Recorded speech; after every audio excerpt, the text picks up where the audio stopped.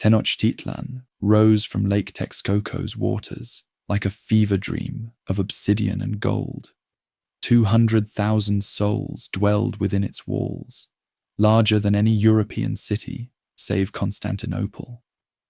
Aztec nobles wore feathers, worth more than a Spanish lord's estate, while 20,000 tribute bearers streamed into the capital each year, carrying jade from Guatemala, cacao from the tropics, and gold dust from conquered rivers. The Triple Alliance bound 3 cities together, but Aztec warriors dominated through calculated terror.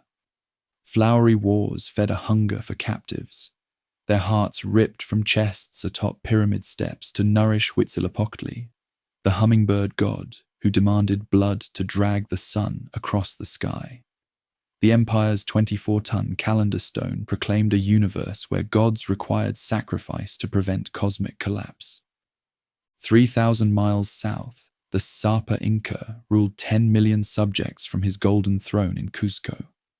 Chasqui runners carried knotted quipu messages across 25,000 miles of mountain roads, mobilizing entire populations for state projects through the Miat Ai labor system.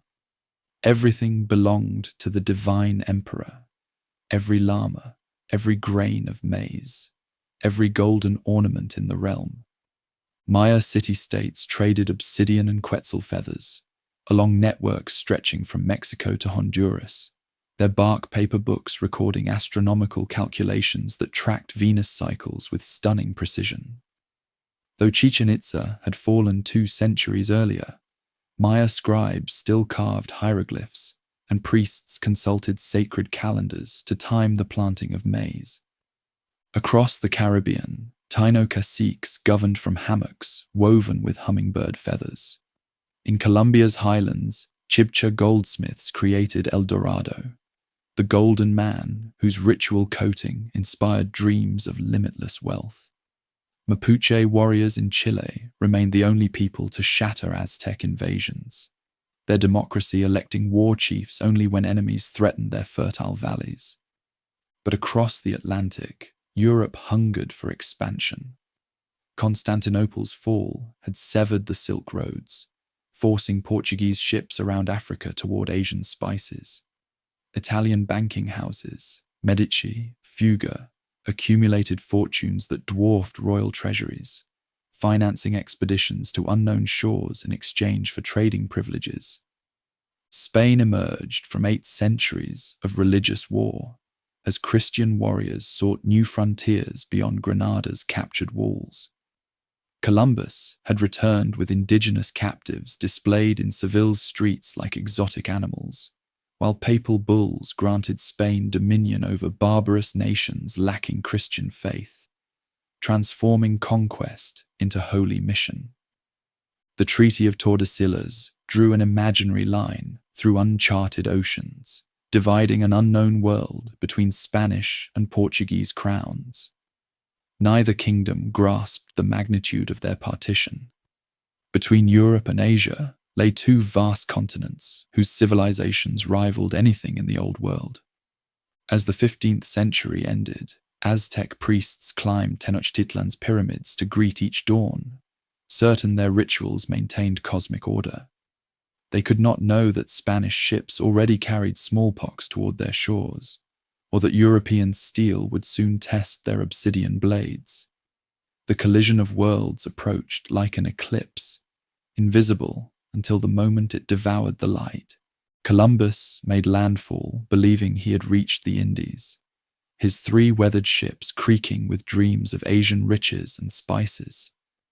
The naked Taino, who waded through surf to greet him, seemed gentle as children, offering gifts of cotton thread, colorful parrots, and small golden ornaments that made European eyes gleam with avarice. Their cacique Guacanagari welcomed these bearded strangers as gods descended from the sky, presenting them with hammocks woven from the finest cotton and ceremonial zimi figures carved from sacred wood. The Taino leader could not know he was signing his people's death warrant with each gesture of hospitality. The admiral's journals recorded his immediate calculations about exploitation. These people possessed no iron weapons, wore no clothing, and seemed incapable of resistance against European arms. They ought to be good servants and of good intelligence, Columbus wrote, since I see that they very quickly repeat whatever is said to them. Within days of first contact, he was planning their enslavement. Columbus's second voyage transformed exploration into systematic destruction. He returned with 17 ships carrying 1,200 settlers, cavalry horses, war dogs, and the infrastructure of conquest. European soldiers established La Isabela on Hispaniola's northern coast, the first permanent Old World settlement in the Americas. From this beachhead, conquistadors launched slave raids that swept through native villages like wildfire. The encomienda system emerged from this chaos, a legal fiction that granted European settlers native communities as trustees bound to provide protection and Christian instruction in exchange for labor tribute. In practice, encomenderos treated their charges as property, working them to death in mines while claiming divine obligation to save Aboriginal souls. The Crown collected taxes on this arrangement, while maintaining the pretense that European masters were protecting rather than exploiting their subjects. Hispaniola's Chibao Mountains contained modest deposits of precious metal that European settlers transformed into death traps for native workers. Taino men were forced to extract ore with bare hands and wooden tools, carrying heavy baskets through treacherous mountain paths. Overseers demanded each worker produce a hawk's bell filled with precious metal every 3 months, an impossible quota that condemned most to brutal punishment. Women and children faced equally horrific fates.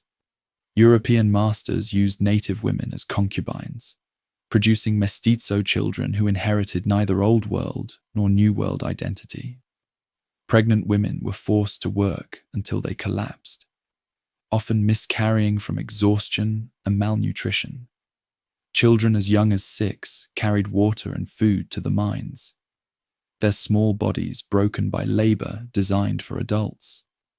Those who attempted escape faced hunting parties equipped with trained war dogs. European settlers bred mastiffs and greyhounds specifically for tracking humans, their powerful jaws capable of tearing a man apart within minutes. These animals became symbols of European cruelty, their presence in native communities serving as constant reminders of Old World power. The invisible conquistador proved deadlier than European steel or savage dogs. Smallpox arrived with Columbus's second voyage, though settlers initially failed to recognize its significance.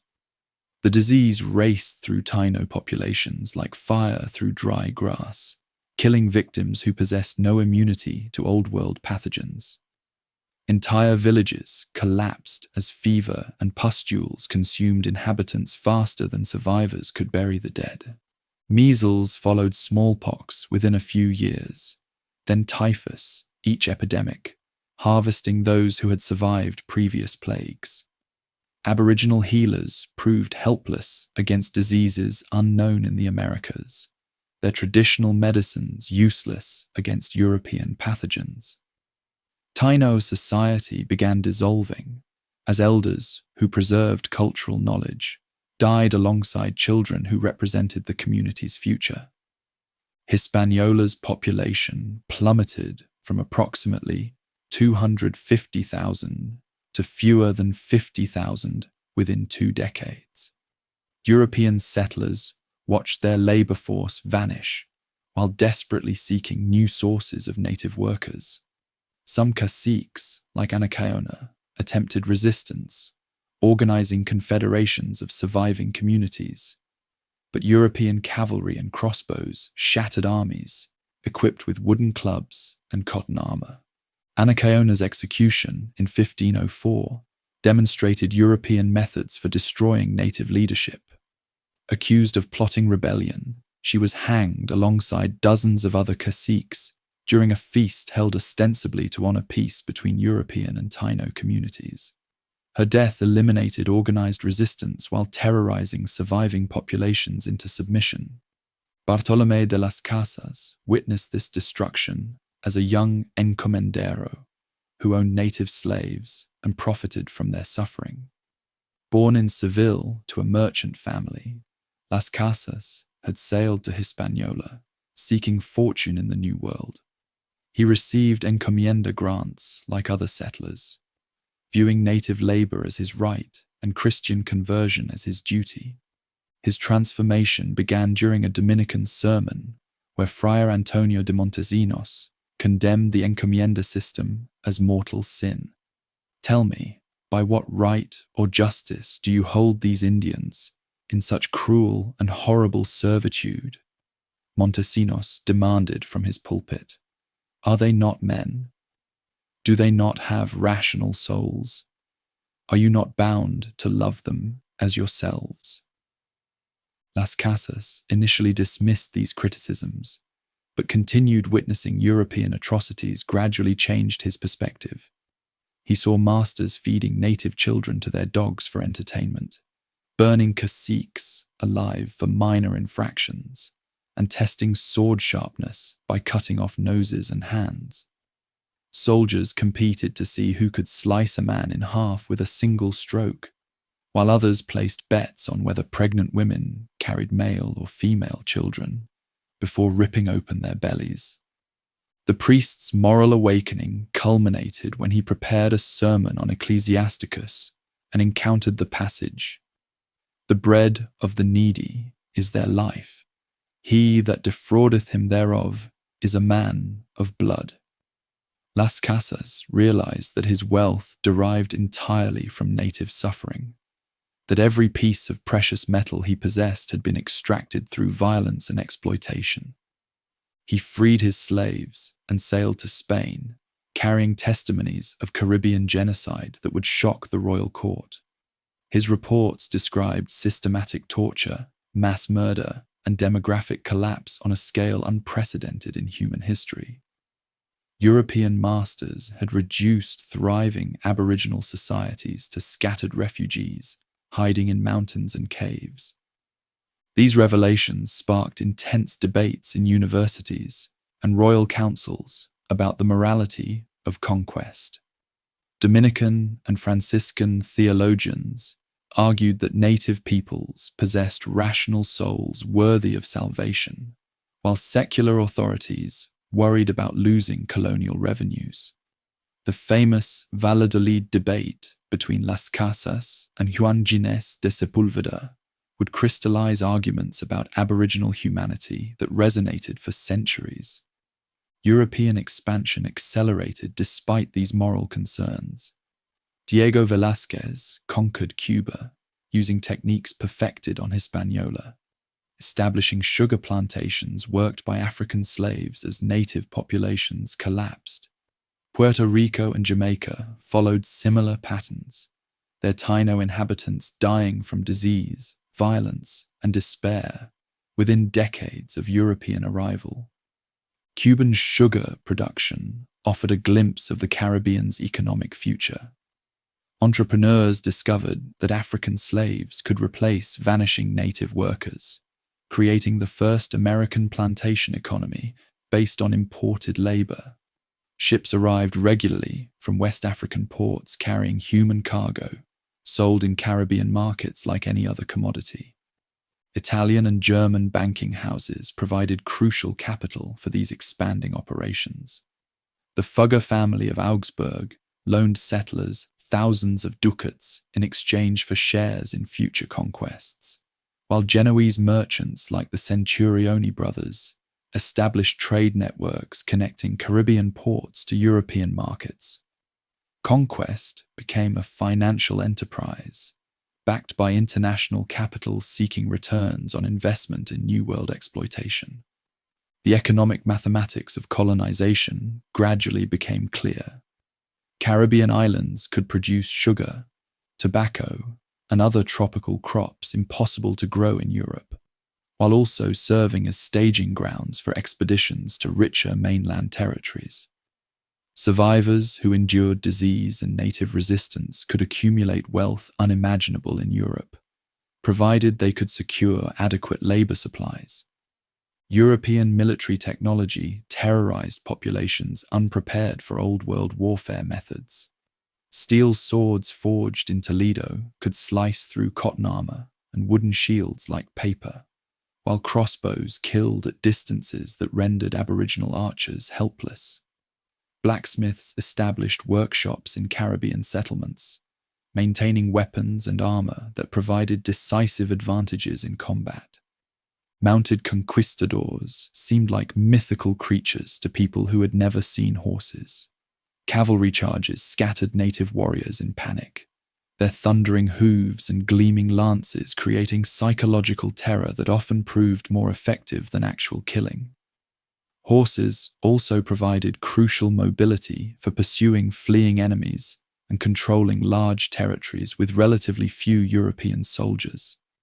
Firearms remained rare and unreliable in early Caribbean campaigns, but their psychological impact exceeded their military effectiveness.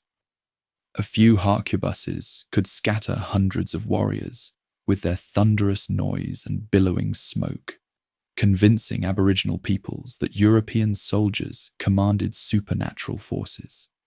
The weapons' slow loading times and frequent misfires mattered less than their ability to inspire terror and confusion.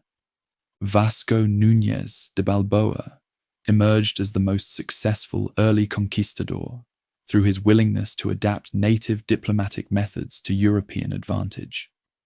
He learned Taino languages, married Aboriginal women to cement political alliances, and used his understanding of local politics to play different caciques against each other. His expedition across Panama's isthmus demonstrated how European adaptability could overcome seemingly impossible geographical obstacles. Balboa's first glimpse of the Pacific from a mountaintop in Darien confirmed that Columbus had reached a new continent rather than Asian islands. The discovery also revealed that another vast ocean separated America from the Indies' legendary wealth, forcing authorities to reconsider their strategic objectives in the New World. More importantly, Balboa's native guides spoke of a great empire beyond the southern mountains, where people wore precious metals, like Europeans wore linen, and cities floated on enormous lakes. These rumors reached settlers increasingly desperate for new sources of wealth, as Caribbean mines yielded diminishing returns and Aboriginal labor supplies dwindled. Panama became a crucial bridge between Atlantic and Pacific worlds, its narrow isthmus offering the shortest route between European colonies and unexplored western shores. Entrepreneurs established supply lines across the jungle, carrying Old World goods westward and precious metals eastward in the first trans-American trade network. Hernán Cortés emerged from this Caribbean crucible as a debt-ridden settler, desperate for financial salvation. Born to minor nobility in Extremadura, he had sailed to Hispaniola seeking fortune, but found only modest success as a notary and small-scale farmer. Italian moneylenders held mortgages on his Cuban estates, while creditors circled like vultures around his failed ventures in sugar and cattle. When Diego Velázquez selected him to lead a trading expedition to mysterious western shores reported by earlier explorers, Cortés recognized his final chance to escape financial ruin. He mortgaged everything, houses, slaves, livestock, even his wife's jewelry, to outfit ships and recruit soldiers for an expedition that would either make his fortune or destroy him completely. Other Europeans joined his venture, carrying similar burdens of debt and disappointment.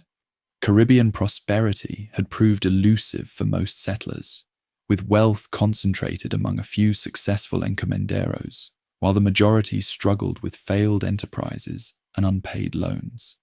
Mexico offered these desperate men a chance to redeem their New World dreams. The Caribbean laboratory had taught conquistadors invaluable lessons about conquering aboriginal populations. Disease invariably preceded successful conquest, weakening resistance before major battles began. Dividing native communities against each other through diplomatic manipulation proved more effective than frontal military assault. Capturing Aboriginal leaders often paralyzed entire societies accustomed to hierarchical political structures. Most crucially, the islands had demonstrated that sophisticated native civilizations could be completely destroyed within a single generation through systematic exploitation of technological advantages and demographic vulnerabilities. The techniques perfected on Hispaniola, Cuba, and smaller islands, encomienda, labor systems, missionary conversion programs, colonial administrative structures, were ready for export to mainland empires whose wealth promised to dwarf anything the Caribbean had offered. As ships loaded with native slaves, stolen precious metals, and exotic New World products sailed toward Seville's docks, new expeditions prepared to test these proven methods against the Aztec Empire. The laboratory had perfected its instruments of destruction through 25 years of trial and error. Now came the time for continental conquest on an unprecedented scale.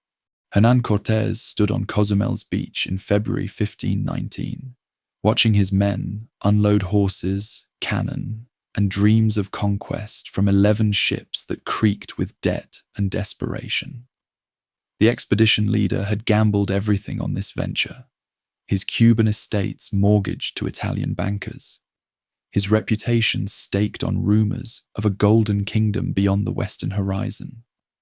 At 34, the failed law student from Extremadura faced his final chance to escape the mediocrity that had defined his New World career. 600 adventurers followed the conquistador onto the Yucatecan shore, most carrying similar burdens of financial ruin and disappointed ambition. These were not Spain's finest soldiers, but Caribbean drifters, indebted farmers, and unemployed clerks seeking redemption through conquest. 13 horses comprised their cavalry, 16 harquebuses their artillery, and a handful of crossbows their ranged weapons. Against a realm of 15 million, they possessed only superior metallurgy, gunpowder, and a willingness to risk everything on a single, audacious gamble. The Maya communities of coastal Yucatan provided the expedition's first glimpse of mainland civilization's sophistication. Stone pyramids rose from jungle clearings, where old-world cathedrals would have seemed modest by comparison. Maya priests consulted astronomical tables more accurate than those used in Europe, while merchants traded jade ornaments and cacao beans across networks spanning thousands of miles. These were not the simple islanders who had welcomed Columbus, but inheritors of mathematical and architectural achievements that rivaled anything across the Atlantic. More crucially, the Maya possessed detailed knowledge of the great realm that dominated central Mexico. Their merchants spoke of the island capital, where causeways connected floating gardens to temples that scraped the sky. They described Montezuma, the Huaytlatoani, whose word commanded millions of fighters, and whose tribute collectors gathered precious metals from provinces stretching to both oceans. The expedition pressed westward along the coast, ships following the army's march toward more populous regions, where rumors of wealth grew more substantial with each passing day. Fray Bartolomé de Olmedo conducted the first Christian masses on Mexican soil, while the conquistador negotiated with Maya caciques who watched these strange visitors with mixture of curiosity and calculation. At Tabasco, the force encountered its first serious resistance. Maya fighters attacked with cotton-armored bodies painted for battle, their obsidian-edged clubs and flint-tipped spears seeking foreign blood. The Battle of Cintla demonstrated the technological gulf between Old and New World warfare. Cavalry charges scattered formations, while crossbow bolts pierced cotton armor like paper. The roar of harquebuses and the acrid smoke of gunpowder convinced defenders that these pale strangers commanded thunder itself. Victory brought unexpected prizes beyond Tabascan submission. Among the tribute goods offered to appease the invaders came 20 young women, including a slave girl whose intelligence and linguistic gifts would prove instrumental to conquest. Malintzin, called Marina by her captors and La Malinche by history, possessed knowledge of both Maya and Nahuatl languages that made her invaluable as translator and cultural interpreter. Her life story embodied the complexity of Mexican society on the eve of conquest.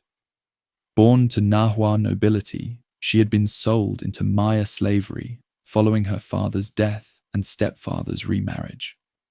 Fluent in multiple languages and familiar with diverse customs, Marina understood the ethnic tensions and political rivalries that offered opportunities for clever manipulation. When the expedition leader claimed her as his concubine, she gained not only protection, but also unprecedented influence over decisions that would shape the continent's future.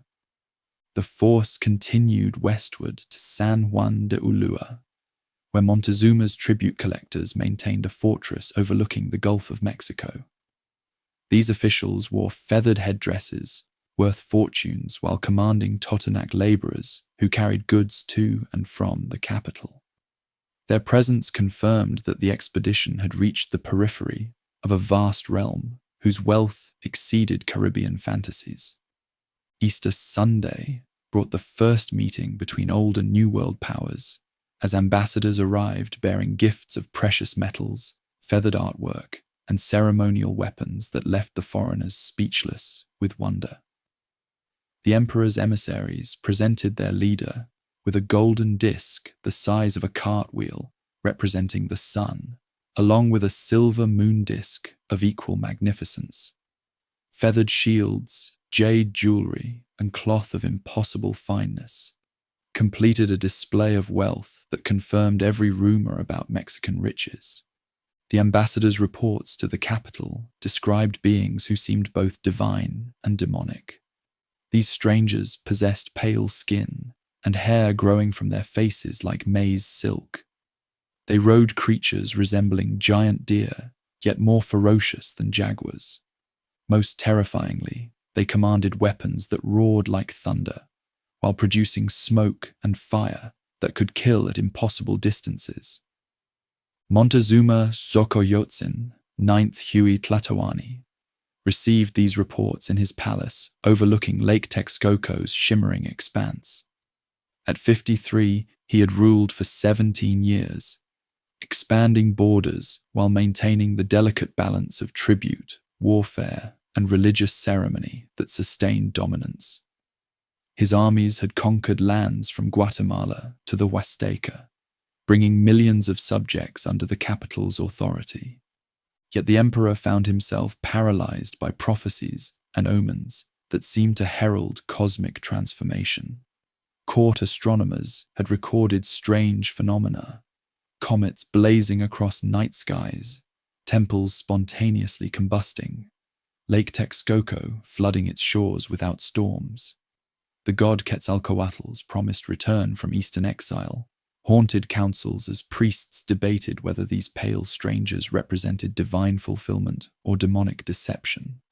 The expedition leader exploited this uncertainty through calculated theater designed to enhance his supernatural reputation.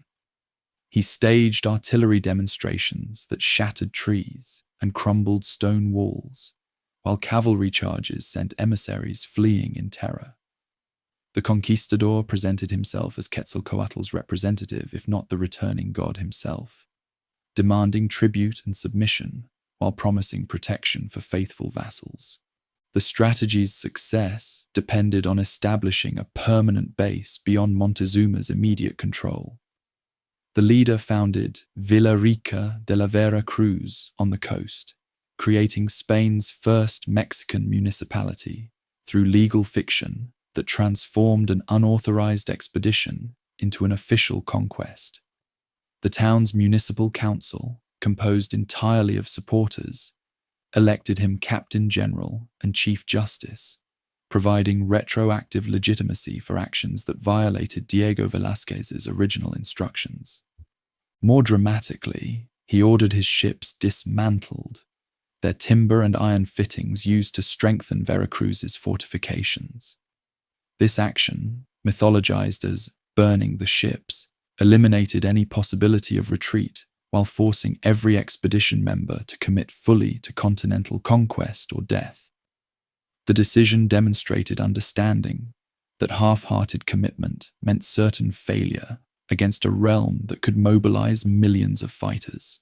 The Totonac Confederation provided the expedition's first major allies. These coastal peoples had suffered under domination for generations, their tribute obligations growing heavier as the capital's demands increased. Totonac nobles welcomed promises of liberation from oppression, offering soldiers, supplies, and crucial intelligence about military capabilities and political vulnerabilities. The alliance crystallized during a confrontation with tribute collectors, who arrived at Chempawala, demanding the usual quotas of cotton, precious metals, and human sacrifices. The conquistador convinced the Totonac cacique to arrest these representatives, then rescued them privately while promising protection from Montezuma's inevitable retaliation. This diplomatic masterstroke demonstrated power while positioning the leader as a mediator between realm and rebellion. Totonac fighters provided the expedition's first taste of local military effectiveness. These men fought with obsidian-edged clubs capable of decapitating horses, employed atlatls that hurled darts with lethal accuracy, and coordinated attacks through sophisticated signal systems.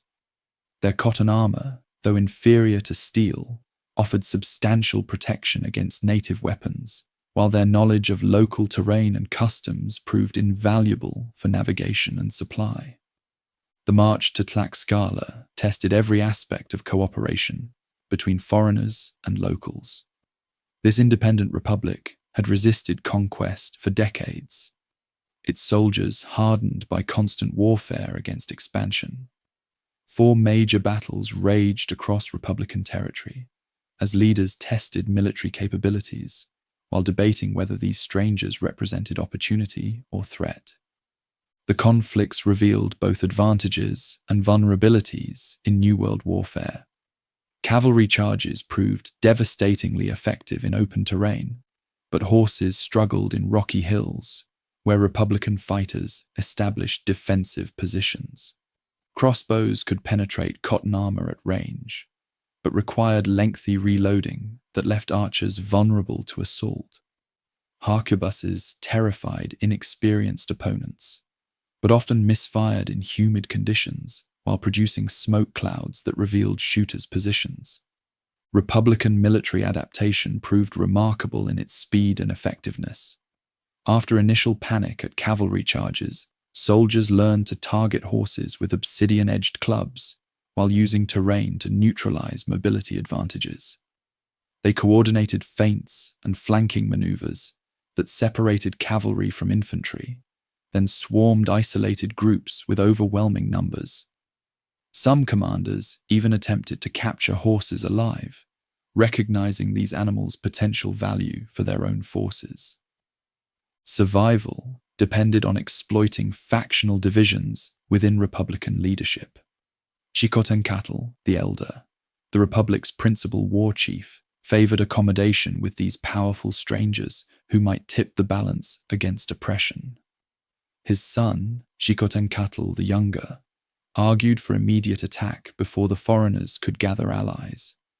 This generational conflict reflected broader debates about collaboration versus resistance that would define responses to conquest throughout the Americas.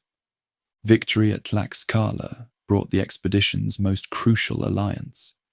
Republican leaders calculated that foreign weapons and tactics could shatter military dominance, freeing their territory from the tributary status that had drained their resources for generations.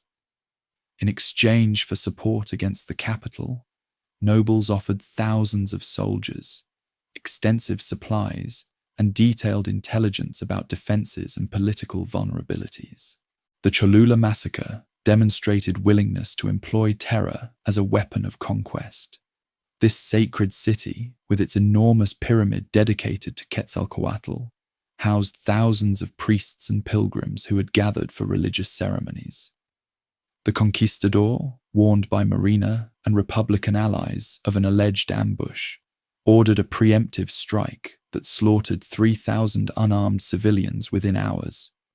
Foreign soldiers and Republican allies rampaged through Cholula's temples and palaces, killing priests, nobles, and commoners without distinction.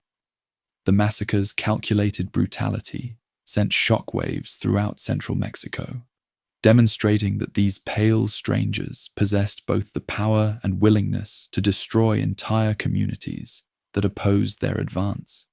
Survivors carried tales of savagery that enhanced the leader's fearsome reputation while terrifying potential enemies into submission. The march to the capital became a triumphal procession as the expedition crested the mountains separating the coast from the Central Valley. Republican soldiers had swollen foreign ranks to over 100,000 fighters, while tributary lords abandoned allegiance to join what seemed an unstoppable coalition. The conquistador commanded not merely an expedition, but a pan-Mexican liberation movement that promised to overthrow centuries of domination. Lake Texcoco stretched before the army, like a mirror reflecting temple pyramids and palace complexes that rose from emerald waters. The island capital floated at the lake's center, its causeways threading between chinampas where farmers cultivated maize and flowers in floating gardens of impossible beauty. Canoes glided between artificial islands, while aqueducts carried fresh water across distances that challenged the best engineering. Bernal Diaz del Castillo, chronicler of the conquest, struggled to describe his wonder at first glimpsing the great city. When we saw so many cities and villages built in the water and other great towns on dry land, we were amazed and said that it was like the enchantments they tell of in the legend of Amadis, on account of the great towers and quays and buildings rising from the water, and all built of masonry. And some of our soldiers even asked whether the things that we saw were not a dream. Montezuma emerged from his palace to greet the approaching army with ceremony befitting divine visitors. The emperor traveled in a litter borne by nobles whose feet were forbidden to touch common ground, his body adorned with feathered mantles and jade ornaments worth kingdoms. Behind him walked the flower of nobility, fighters whose cotton armor bore the marks of countless victories, priests whose bodies displayed ritual scarification, and administrators who governed provinces larger than nations. The meeting between the conquistador and emperor on November 8th, 1519, brought together representatives of civilizations that had developed in complete isolation for 15,000 years. Each leader sought to understand the other through cultural frameworks that rendered accurate communication nearly impossible. Montezuma saw either returning gods or demonic invaders, while his counterpart perceived a wealthy potentate whose realm awaited domination. The foreign leader presented Montezuma with a necklace of cut glass and pearls, receiving in return a collar of golden crabs and shrimp that represented months of skilled artisanship. The emperor housed his visitors in the palace of his deceased father, Axayacatl, placing them at the heart of power while maintaining careful surveillance over their activities. Soldiers wandered through the capital like men exploring a fevered dream. The main temple complex covered more ground than Seville's cathedral, its twin pyramids rising 150 feet above plaza stones stained with sacrificial blood. Markets in Tlatelolco offered goods from across the known world: cacao from Guatemala, jade from the Olmec lands, turquoise from the distant north, and countless varieties of food, cloth, and artwork that demonstrated commercial sophistication. Most impressive were the achievements of engineering and urban planning. The island city housed 200,000 inhabitants within a space smaller than contemporary Paris, yet maintained sanitation standards superior to those across the Atlantic. Aqueducts supplied fresh water while canals carried away waste, creating a hydraulic system that supported population densities unknown in the Old World. Causeways connected the island to mainland communities, while drawbridges provided security against potential attacks. The emperor's zoo contained creatures from across his realm: jaguars from tropical forests, eagles from mountain peaks, and exotic birds whose feathers adorned noble costumes. His aviaries housed thousands of waterfowl whose plumage supplied tribute payments, while gardens cultivated flowers and medicinal plants gathered from every climate zone within borders. Visitors marveled at botanical collections that rivaled anything in Mediterranean courts. Yet beneath the capital's magnificence lay the brutal machinery of domination. Daily sacrifices atop temple pyramids fed gods whose hunger for human blood seemed insatiable. Skull racks displayed thousands of previous victims, their empty sockets bearing witness to religious practices that horrified foreign observers. Priests emerged from temple depths, with their hair matted with gore, their obsidian knives still wet from mourning ceremonies. The expedition leader exploited revulsion at human sacrifice to justify increasingly aggressive actions against his hosts. He demanded access to the main temple, where his chaplain conducted Christian masses before idols still dripping with sacrificial blood. Soldiers defaced religious artwork, while priests preached against demonic practices that offended Christian sensibilities. The political crisis intensified as the conquistador recognized that Montezuma's apparent cooperation masked growing resistance to foreign demands. Nobles whispered about the emperor's weakness in tolerating strangers who insulted their gods and threatened authority. Some war chiefs openly advocated for immediate attack, arguing that further delay would only strengthen positions within the capital. On November 14th, exactly 1 week after entering the city, the leader resolved this tension through a stroke of breathtaking audacity. He arrested Montezuma in the emperor's own palace, forcing the ruler to accompany him to quarters while claiming that governors had attacked soldiers on the coast. The hostage-taking transformed conquest from diplomatic negotiation into naked coercion. Montezuma's captivity represented a masterstroke of psychological warfare that exploited political culture's hierarchical nature. With their divine emperor under foreign control, administrators found themselves paralyzed between contradictory loyalties.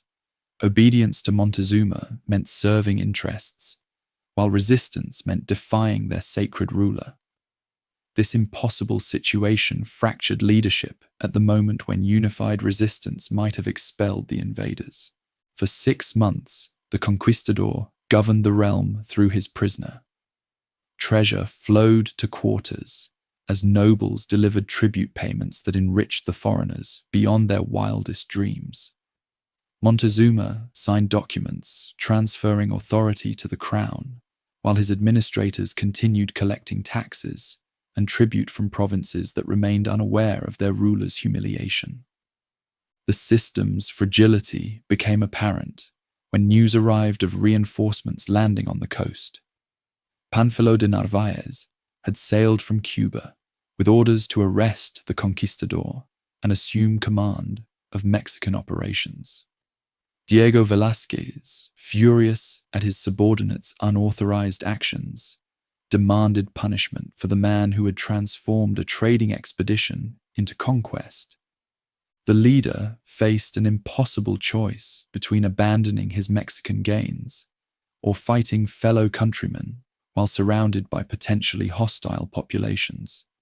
He resolved the dilemma through characteristic audacity, leaving Pedro de Alvarado to govern the capital while marching to the coast with most soldiers and thousands of Republican allies. The Battle of Chempoala pitted conquistadors against each other as veterans fought fresh troops in darkness and rain. Military technology proved decisive as experienced men captured Narvaez's cannon through surprise assault, then used superior knowledge of Mexican conditions to defeat their opponents. Most importantly, victory brought nearly 1,000 additional soldiers who joined the expedition rather than face imprisonment or death. Yet triumph on the coast meant disaster in the capital. Alvarado, left with insufficient forces to maintain control, had ordered a massacre during the Feast of Toxcatl that shattered any remaining tolerance for foreign presence. His soldiers had surrounded unarmed dancers in the main temple courtyard, killing hundreds of nobles and priests whose only weapons were feathered costumes and ritual implements. The massacre transformed simmering resentment into open rebellion as the population rose against their occupiers. Fighters who had maintained uneasy neutrality now sharpened obsidian blades, while priests called for vengeance against strangers who had defiled sacred ceremonies. The city that had welcomed the conquistador as a potential god now prepared to expel him as a demonstrated demon. The leader returned to find the capital in flames and his forces besieged within Axayacatl's palace. Thousands of defenders surrounded the compound while engineers cut the causeway bridges that provided escape routes to the mainland. The conquistador, who had conquered a realm through diplomatic manipulation, now faced military annihilation in the heart of his greatest triumph. Montezuma's final appearance before his people demonstrated the complete collapse of strategy based on ruling through proxies. When the emperor emerged onto the palace roof to demand peace, his own subjects pelted him with stones and arrows while shouting curses against his cowardice. Whether killed by projectiles or swords, his death eliminated any possibility of restoring the accommodation that had briefly made conquest seem effortless. La Noche Triste, the night of sorrows, saw dreams of easy conquest dissolve in Lake Texcoco's bloody waters. The commander attempted to evacuate his forces across the Tlatelolco causeway under cover of darkness, but defenders in canoes attacked the fleeing army from all directions. Hundreds drowned under the weight of stolen treasure, while thousands of Republican allies died defending their foreign partners. The causeway retreat became a slaughter as engineers had removed bridge sections to trap the invaders on narrow stretches of road surrounded by deep water. Cavalry proved useless in the confined space, while harquebuses misfired in the humid night air. Obsidian-edged clubs found gaps in armor as fighters pressed their numerical advantages with desperate fury. The conquistador reportedly wept beneath a great cypress tree as he counted the survivors of his shattered army. 2/3 of his men had perished along with most of their allies, while the remainder faced starvation and disease in hostile territory.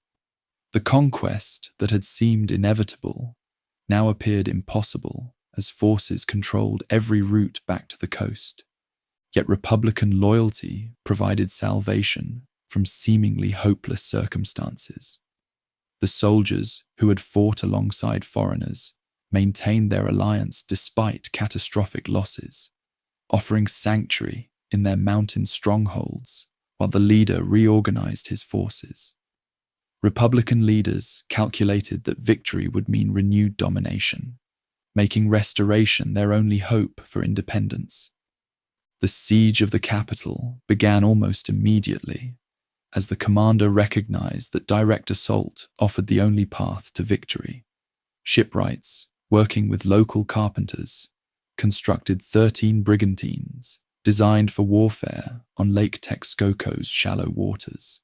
These vessels would provide naval supremacy, essential for attacking an island city, protected by thousands of war canoes. Smallpox arrived as an invisible ally that accomplished what weapons could not achieve through military force alone. The epidemic, introduced by African slaves in Narvaez's expedition, spread through the dense population like wildfire through dry grass. Cuitlahuac, who had replaced Montezuma as emperor, died within months of taking power, while thousands of defenders succumbed to diseases unknown in the New World. The demographic catastrophe shattered resistance more effectively than siege warfare could have accomplished. Entire neighborhoods emptied as families fled the plague-ridden capital, while survivors lacked the strength to maintain defenses or gather food supplies. Observers described streets littered with corpses that rotted unburied as the living focused on personal survival rather than military resistance. Cuauhtémoc, the final emperor, assumed power over a dying realm as armies tightened their grip around the perimeter. This young war chief had witnessed every stage of the conquest, from his uncle Montezuma's initial accommodation through Cuitlahuac's desperate resistance. His reign would represent the final struggle against domination. The siege tactics that the commander employed combined military engineering with local knowledge of conditions. Soldiers and their allies constructed earthworks that blocked the causeways, while brigantines patrolled the lake to prevent supply deliveries. Gradually, systematically, they strangled the great city that had once commanded tribute from two oceans. Defenders fought with desperate courage as their world collapsed around them. Soldiers used canoes to attack positions under cover of darkness, while engineers attempted to destroy the brigantines with fireships and underwater obstacles. Women and children joined the defense, hurling stones from rooftops, while priests called upon gods who seemed to have abandoned their chosen people. The final assault began on August 13th, 1521, as soldiers and allies pressed into the remaining districts. House-to-house fighting raged through streets where starving defenders made every building a fortress. Arquebusiers and Republican soldiers advanced through rubble that had once been the New World's greatest city, their progress marked by columns of smoke rising from burning temples and palaces. Cuauhtémoc's capture marked the end of political independence in central Mexico. The young emperor attempted to flee across the lake in a war canoe, but was intercepted by brigantines whose cannon shattered his escort. His surrender ended 75 days of siege that had reduced the capital from a thriving metropolis to a charnel house littered with disease victims and battle casualties. Victory completed the destruction of a civilization that had taken centuries to develop. Codices burned in bonfires, while priests melted golden artwork into anonymous ingots for shipment across the Atlantic. The floating gardens that had fed hundreds of thousands withered from neglect as survivors fled to mainland communities where administrators imposed new systems of tribute and labor. The conquest of Mexico demonstrated that technological advantages, epidemic disease, and political divisions could enable small forces to overthrow vast American realms. These lessons would be applied throughout the hemisphere as conquistadors from Spain and other nations sought to replicate this extraordinary success against civilizations whose wealth rivaled anything in the Old World. Huayna Capac lay dying in Quito as smallpox consumed the Sapa Inca's body with fever and pustules that covered his divine flesh like obscene flowers. The disease had arrived before any bearded stranger set foot in the Andes, racing along trade routes from Panama, where Balboa's men had introduced old-world pathogens to the new.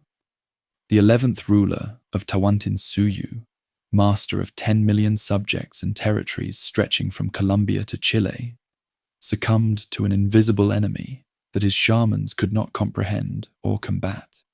His death in 1527 shattered the careful succession protocols that had maintained stability for generations. Two sons possessed legitimate claims to the Golden Throne.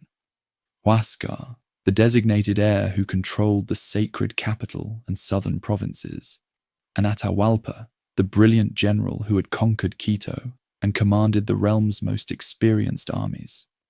Their rivalry would transform the Andes into a battlefield, just as Francisco Pizarro prepared his assault on the western shores.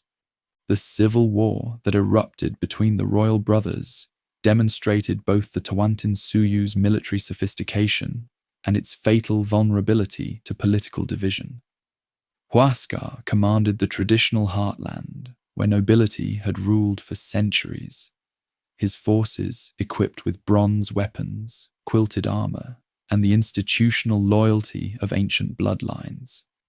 His rival controlled the northern frontier, where constant warfare against unconquered tribes had forged veteran armies, hardened by decades of combat experience. Neither brother initially comprehended the external threat approaching their coasts.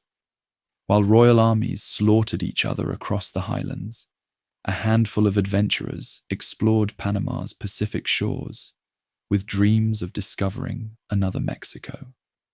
These men had witnessed Cortez's triumph from afar, watching shiploads of Aztec treasure arrive in Caribbean ports while they struggled to extract modest profits from Central American settlements. Francisco Pizarro embodied the desperation that drove overseas expansion. Born illegitimate to a pig farmer in Extremadura, he had sailed to the Indies as an illiterate peasant, seeking escape from European poverty. 20 years in the Caribbean had brought him modest success as a colonist and expedition member, but no great wealth or recognition. At 50, the grizzled veteran faced his final opportunity to achieve the fortune that had eluded him throughout his colonial career.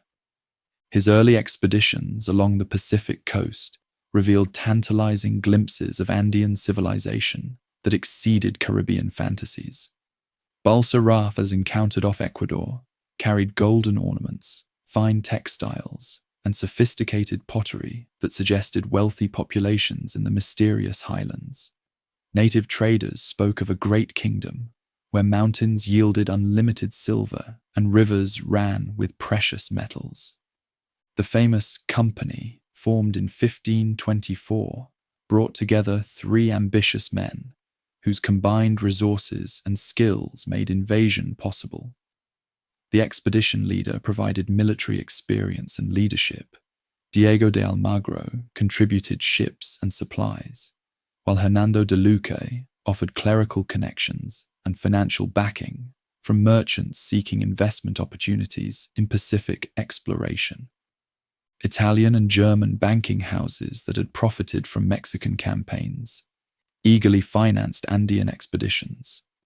The Fugger family and Genoese merchants calculated that South American kingdoms might yield treasures comparable to Aztec hoards, making the substantial loans required for ocean voyages profitable investments. These European financiers transformed warfare from local adventure into international enterprise, backed by global capital. The commander's second expedition in 1526 confirmed rumors of highland wealth while demonstrating the challenges facing any invasion attempt. His men encountered organized opposition from coastal peoples who fought with bronze weapons and tactical sophistication unknown among Caribbean islanders. More ominously, they discovered that the royal road system could transport armies across impossible terrain with speed that neutralized European advantages in surprise and mobility. The capture of a Tumbes noble during this expedition provided crucial intelligence about Andean society and politics. This prisoner described the civil war raging between rival claimants to the throne, revealing the political instability that offered opportunities for foreign manipulation. He also explained the realm's hierarchical structure, where capturing the Sapa Inca could paralyze an entire civilization, accustomed to absolute obedience to divine authority.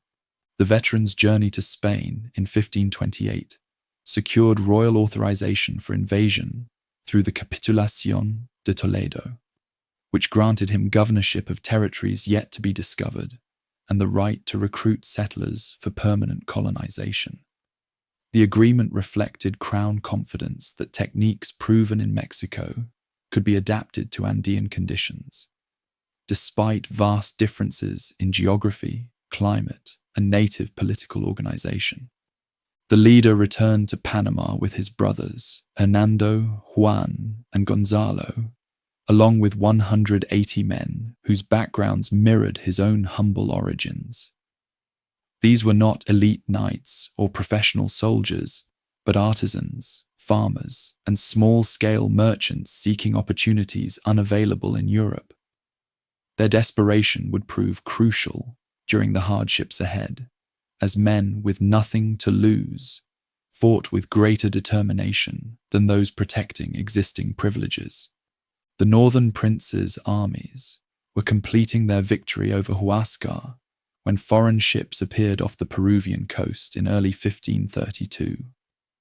5 years of civil war had devastated the realm, leaving entire provinces depopulated, while survivors struggled to rebuild communities destroyed by fraternal conflict.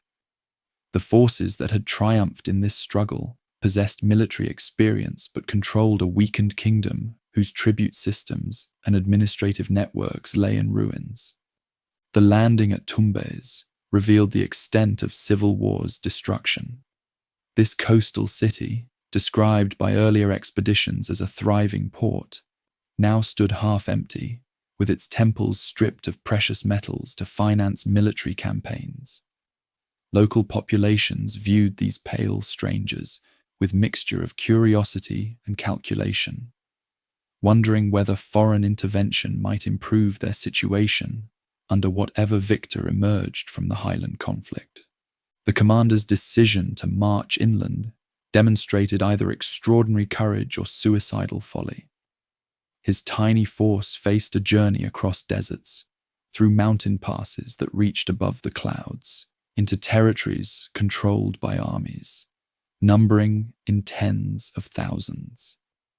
Yet the civil war had created opportunities that careful diplomacy might exploit, while the political system's centralization offered the possibility of rapid victory through capturing key leaders. The expedition's advance revealed the Tawantinsuyu's impressive infrastructure, even in its damaged state.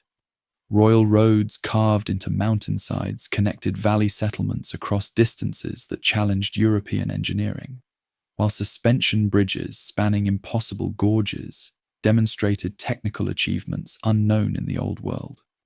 Way stations provided supplies and shelter for official travelers, creating a communication network that enabled effective governance across vast territories. Horses proved both advantage and liability in Andean conditions. These animals terrified populations unfamiliar with large domesticated beasts, but struggled in thin mountain air, where even native llamas moved slowly. European cavalry tactics that had dominated Mexican battlefields proved less effective in rocky terrain, where highland fighters could establish defensive positions among boulders and cliff faces. The invaders' steel weapons and armor provided significant advantages in combat, but required constant maintenance in humid coastal regions and cold highlands that European equipment was never designed to endure. Crossbows and harquebuses frequently malfunctioned in extreme conditions, forcing soldiers to rely on swords and pikes that demanded close quarters, fighting against opponents armed with bronze-headed clubs and spears. The royal court at Cajamarca represented the pinnacle of Andean civilization and military power. The victorious ruler had assembled 80,000 veterans from his campaigns against Huascar, their bronze weapons and quilted armor marking them as the finest fighters in the Americas. These battle-hardened soldiers had taken the realm's heartland through superior tactics and discipline, making them formidable opponents for any invading force. The young emperor himself embodied the contradictions of divine kingship on the eve of foreign invasion.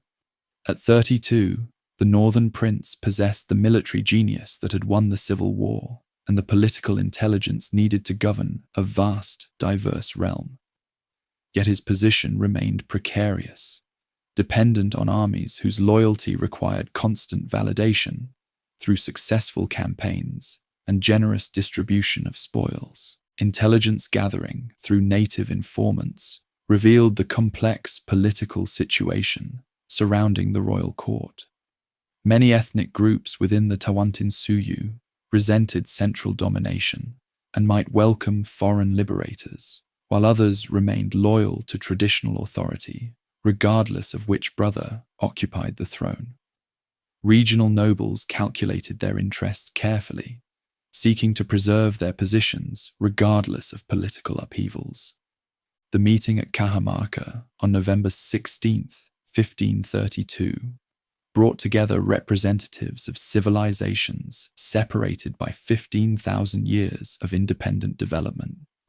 Foreign chroniclers described their awe at the royal encampment's size and organization, with military precision that rivaled European armies and wealth displays that exceeded Mexican treasures. The emperor's litter alone required 80 nobles to carry, their coordinated movements demonstrating the ceremonial sophistication that governed Andean court life. Father Vicente de Valverde's religious presentation epitomized the cultural misunderstandings that characterized early contact between Old and New World civilizations. The Dominican friars' demand that the Aztec Inca accept Christianity and foreign sovereignty made no sense within Andean frameworks of divine kingship and cosmic order. When the ruler examined the Bible and found it silent, he threw the book to the ground, providing justification for the violence that followed. The Cajamarca ambush demonstrated tactical superiority in confined urban spaces where numerical advantages proved irrelevant. Hidden harquebuses and cavalry launched coordinated attacks that scattered formations before they could organize effective opposition. European steel weapons slaughtered thousands of unarmed courtiers, while soldiers fought their way to the royal litter, capturing the divine emperor whose authority commanded absolute obedience throughout the Andes. The captivity created the same paralysis of leadership that had proven decisive in Mexico. Without their Sapa Incas' direct commands, administrators and military commanders found themselves unable to coordinate effective action against the invaders. The realm's hierarchical structure, designed to ensure efficient governance across vast distances, became a fatal vulnerability when foreign enemies captured its apex. The ransom negotiations that followed revealed both European greed and Andean desperation to restore their captured ruler. The emperor's offer to fill a room 22 feet long by 17 feet wide with golden artifacts once and silver twice represented the largest treasure payment in human history. More importantly, the willingness to strip temples and palaces of their religious and ceremonial objects demonstrated how captivity had disrupted traditional values and priorities.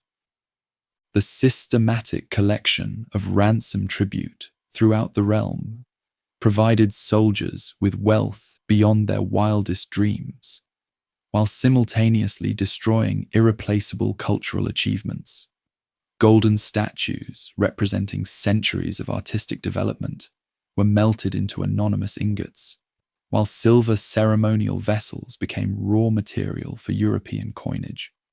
Foreign notaries recorded each item's weight and purity, but ignored the cultural significance of objects that embodied Andean religious beliefs and historical memory. Individual soldiers received shares of treasure that exceeded European nobles' annual incomes. The commander's portion alone equaled several kingdoms' worth of precious metals. while even common foot soldiers gained enough wealth to establish estates in Spain.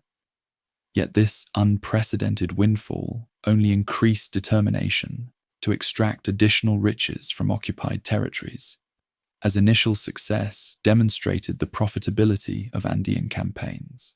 The royal execution on July 26, 1533, eliminated hopes for peaceful accommodation, while demonstrating willingness to betray agreements when convenient.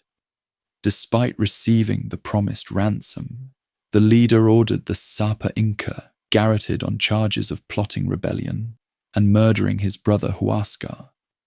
The execution's public nature terrorized populations while eliminating the central authority figure around whom opposition might have organized. Justifications for the death reflected European legal traditions that had no meaning in Andean cultural contexts. Accusations of polygamy, idolatry, and fraternal murder ignored the fact that these practices were not only legal but required under royal customs. The trial's predetermined outcome demonstrated that foreign rule would impose European values regardless of native laws and traditions. The march on the sacred capital revealed the extent of civil war's damage to infrastructure and administration. Roads that had once carried tribute and messages throughout the realm now served invading armies advancing toward the ceremonial center. Bridges that had connected diverse populations under single rule became invasion routes for foreign forces seeking to exploit Andean wealth and labor. Manco Inca's installation as puppet emperor represented attempts to govern through native proxies, while maintaining the fiction of legitimate succession. This younger brother of Huascar possessed royal bloodlines that commanded respect from traditional nobles, but his authority depended entirely on foreign military support. The arrangement satisfied neither expectations of divine kingship nor desires for direct control over occupied populations. The sack of the sacred city in November 1533 completed the destruction of political independence while providing additional treasures for European enrichment. Soldiers stripped the Coricancha temple of 700 golden sheets that had covered its walls, while palaces yielded ceremonial objects and royal mummies that represented centuries of dynastic history. The systematic looting transformed the realm's sacred center into a colonial city built atop native foundations. Colonial administration quickly replaced governmental structures with European institutions designed to extract maximum wealth from occupied territories.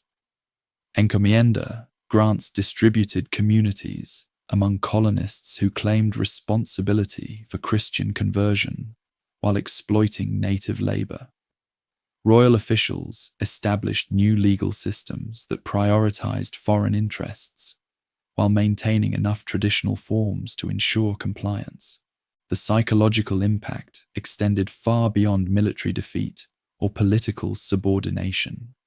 Destruction of royal mummies and sacred objects attacked the spiritual foundations of Andean civilization, while forced conversion to Christianity undermined religious practices that had sustained communities for millennia. These cultural assaults proved more devastating than military campaigns in destroying native opposition to foreign domination.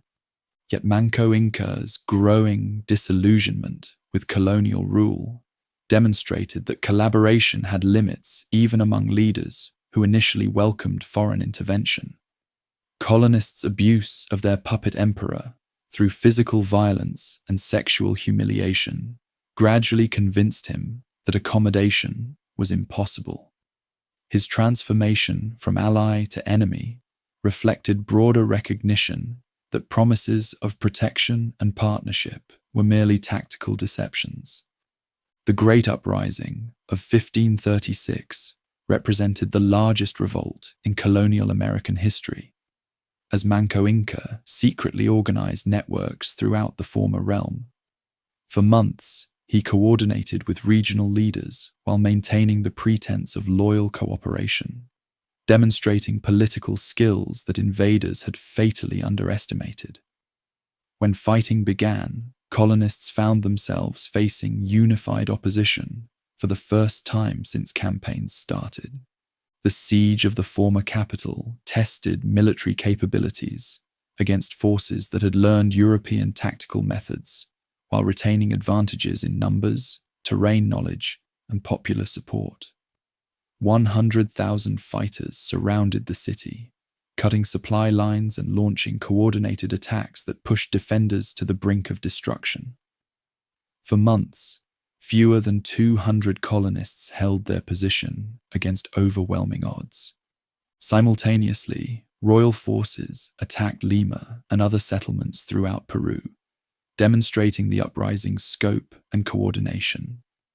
Reinforcements from other colonies barely prevented total collapse of European authority, while armies proved their ability to adapt foreign weapons and tactics to Andean conditions. The movement's ultimate failure owed more to allied native groups than to European military superiority. The Neo-Inca state's establishment at Vilcabamba represented determination to maintain political independence despite military defeats. Manco's retreat to the cloud forests created a functioning Andean kingdom that preserved traditional customs, legal systems, and religious practices. For 35 years, his successors governed this refuge while negotiating with colonial authorities and occasionally raiding settlements. Vilcabamba became a symbol of native defiance throughout the Andes, inspiring uprisings and maintaining hopes for eventual liberation from foreign rule. The Neo-Inca rulers corresponded with other leaders while preserving royal mummies, ceremonial objects, and historical records that invaders had attempted to destroy.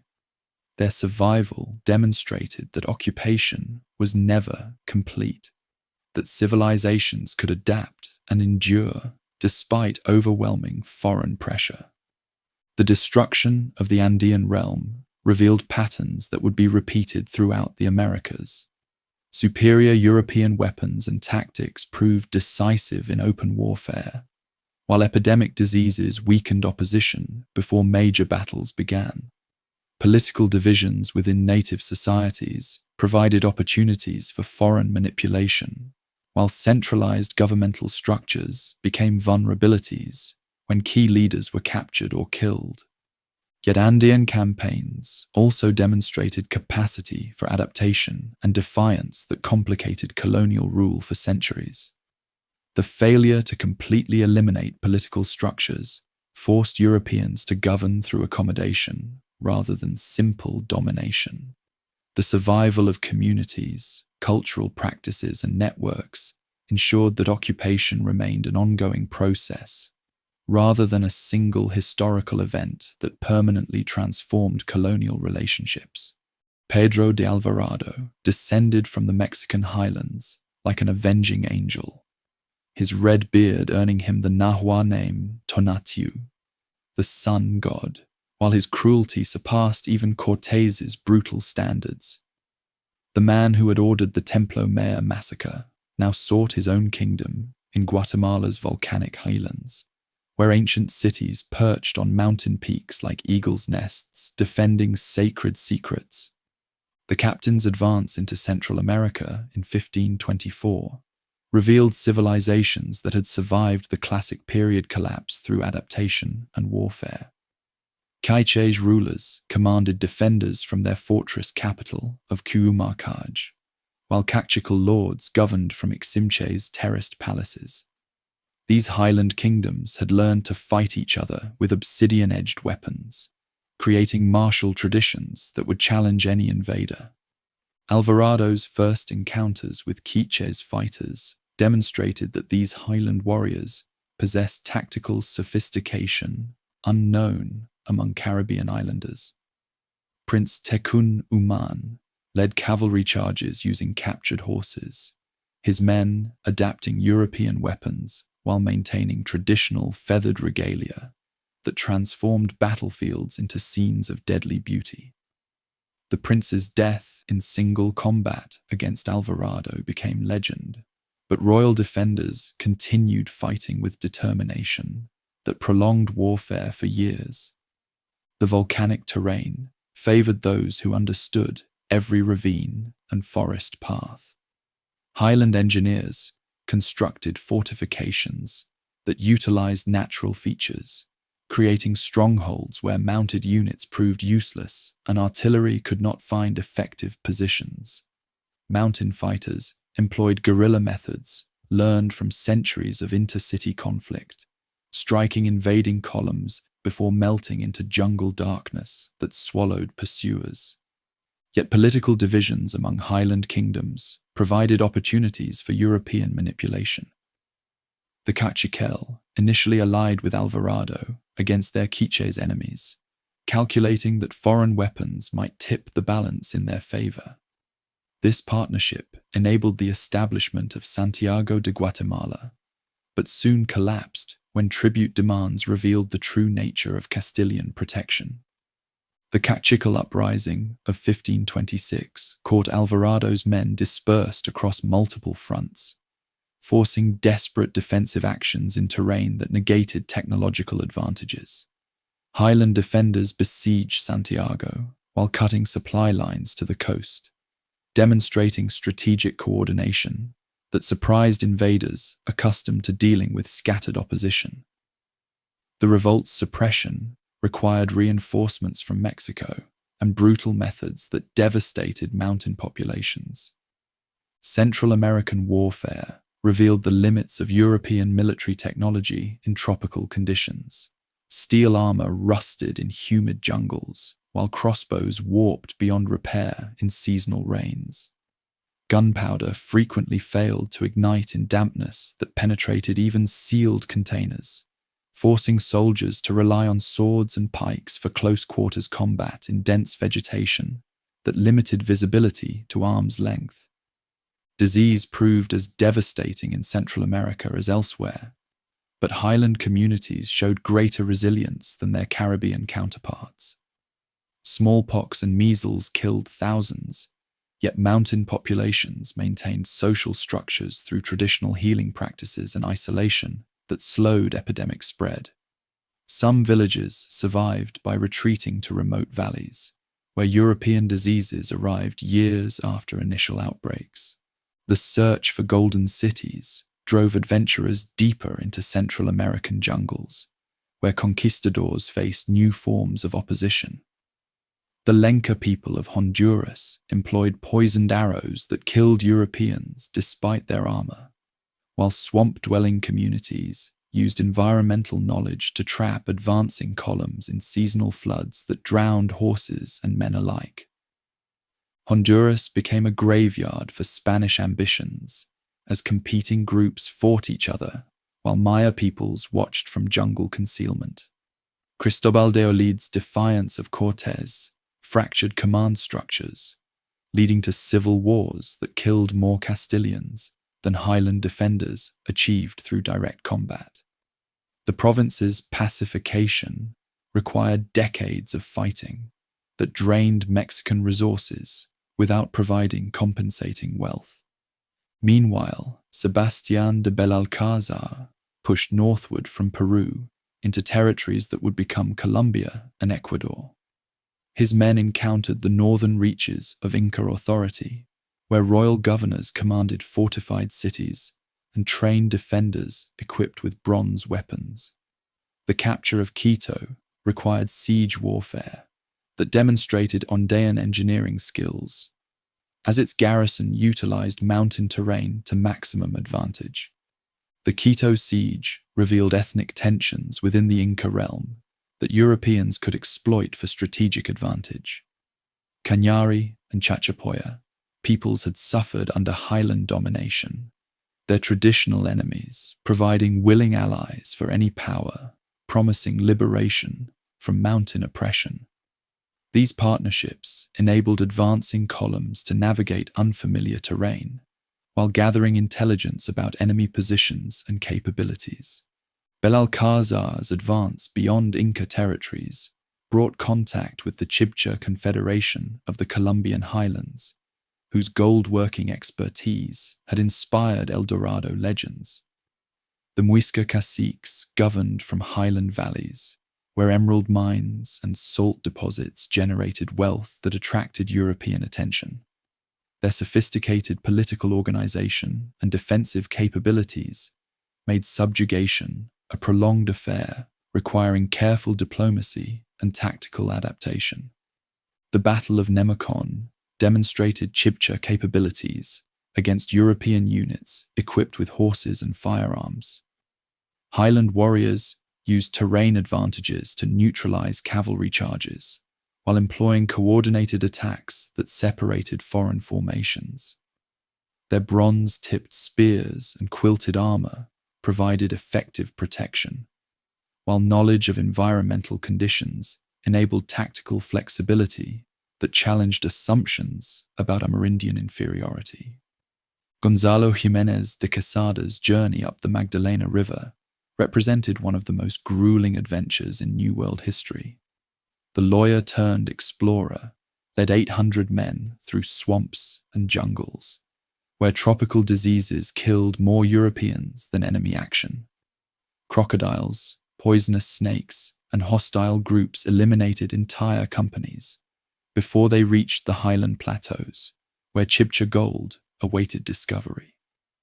The survivors who finally established Bogotá numbered fewer than 200, their ranks decimated by yellow fever, malaria, and arrows that found gaps in European armor. Yet their persistence yielded modest treasures that justified the expedition's enormous costs while establishing Castilian presence in territories that would become crucial for South American colonial development. The simultaneous arrival of 3 separate groups at the Chibcha Highlands illustrated the chaotic nature of early expansion efforts. Quesada's survivors from the Magdalena, Belalcázar's veterans from Peru, and Nicolas Federmann's Germans from Venezuela converged on the same golden prize, nearly triggering civil war among Europeans who had endured incredible hardships to reach their destination. The peaceful resolution of this potential conflict through negotiation rather than violence demonstrated growing recognition that cooperation served mutual interests better than fratricidal warfare. The 3 commanders agreed to submit their competing claims to royal arbitration, establishing precedents for resolving territorial disputes that would govern future colonial expansion. Chilean ventures presented unique challenges that tested European adaptability against the continent's most formidable opponents. Diego de Almagro's first journey across the Atacama Desert in 1535 revealed the geographic obstacles protecting Mapuche territories, as his columns suffered horrific casualties, crossing salt flats and mountain passes that claimed hundreds of lives before reaching inhabited regions. The expedition's failure stemmed partly from unrealistic expectations about Chilean wealth. Unlike Mexico or Peru, the southern territories possessed no great cities or obvious gold deposits, only scattered agricultural communities whose modest surpluses barely supported their own populations. Almagro's men found copper ornaments and small quantities of precious metal, but nothing comparable to the treasures that had enriched earlier ventures. More significantly, the Mapuche people proved uniquely resistant through prowess that adapted quickly to European methods. These decentralized communities elected war chiefs only during conflicts, maintaining democratic traditions that made subjugation through capturing leaders impossible. Their fierce independence and fighting skills would challenge colonial authority for 3 centuries. Pedro de Valdivia's return to Chile in 1540, with lessons learned from Almagro's failure, established the first permanent settlements in hostile territory. The founding of Santiago represented a strategic triumph, achieved through careful site selection and alliance building with groups who opposed Mapuche expansion. Yet the city's survival required constant vigilance against raids that could destroy months of construction in single nights. Mapuche adaptation proceeded with remarkable speed and effectiveness. After initial shock at cavalry charges, warriors learned to use bolas and lassos to bring down horses, then kill riders with traditional clubs. They captured European weapons and learned to forge their own steel tools, while studying prisoners to understand foreign methods. The young Mapuche leader, Lautaro, epitomized Amerindian ability to master European warfare while maintaining traditional values and objectives.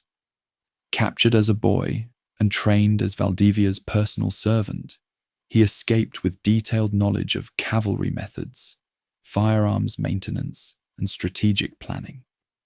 His return to Mapuche communities coincided with coordinated uprisings that destroyed multiple settlements. Lautaro's innovations combined European concepts with traditional Mapuche social organization to create devastating effectiveness against colonial powers.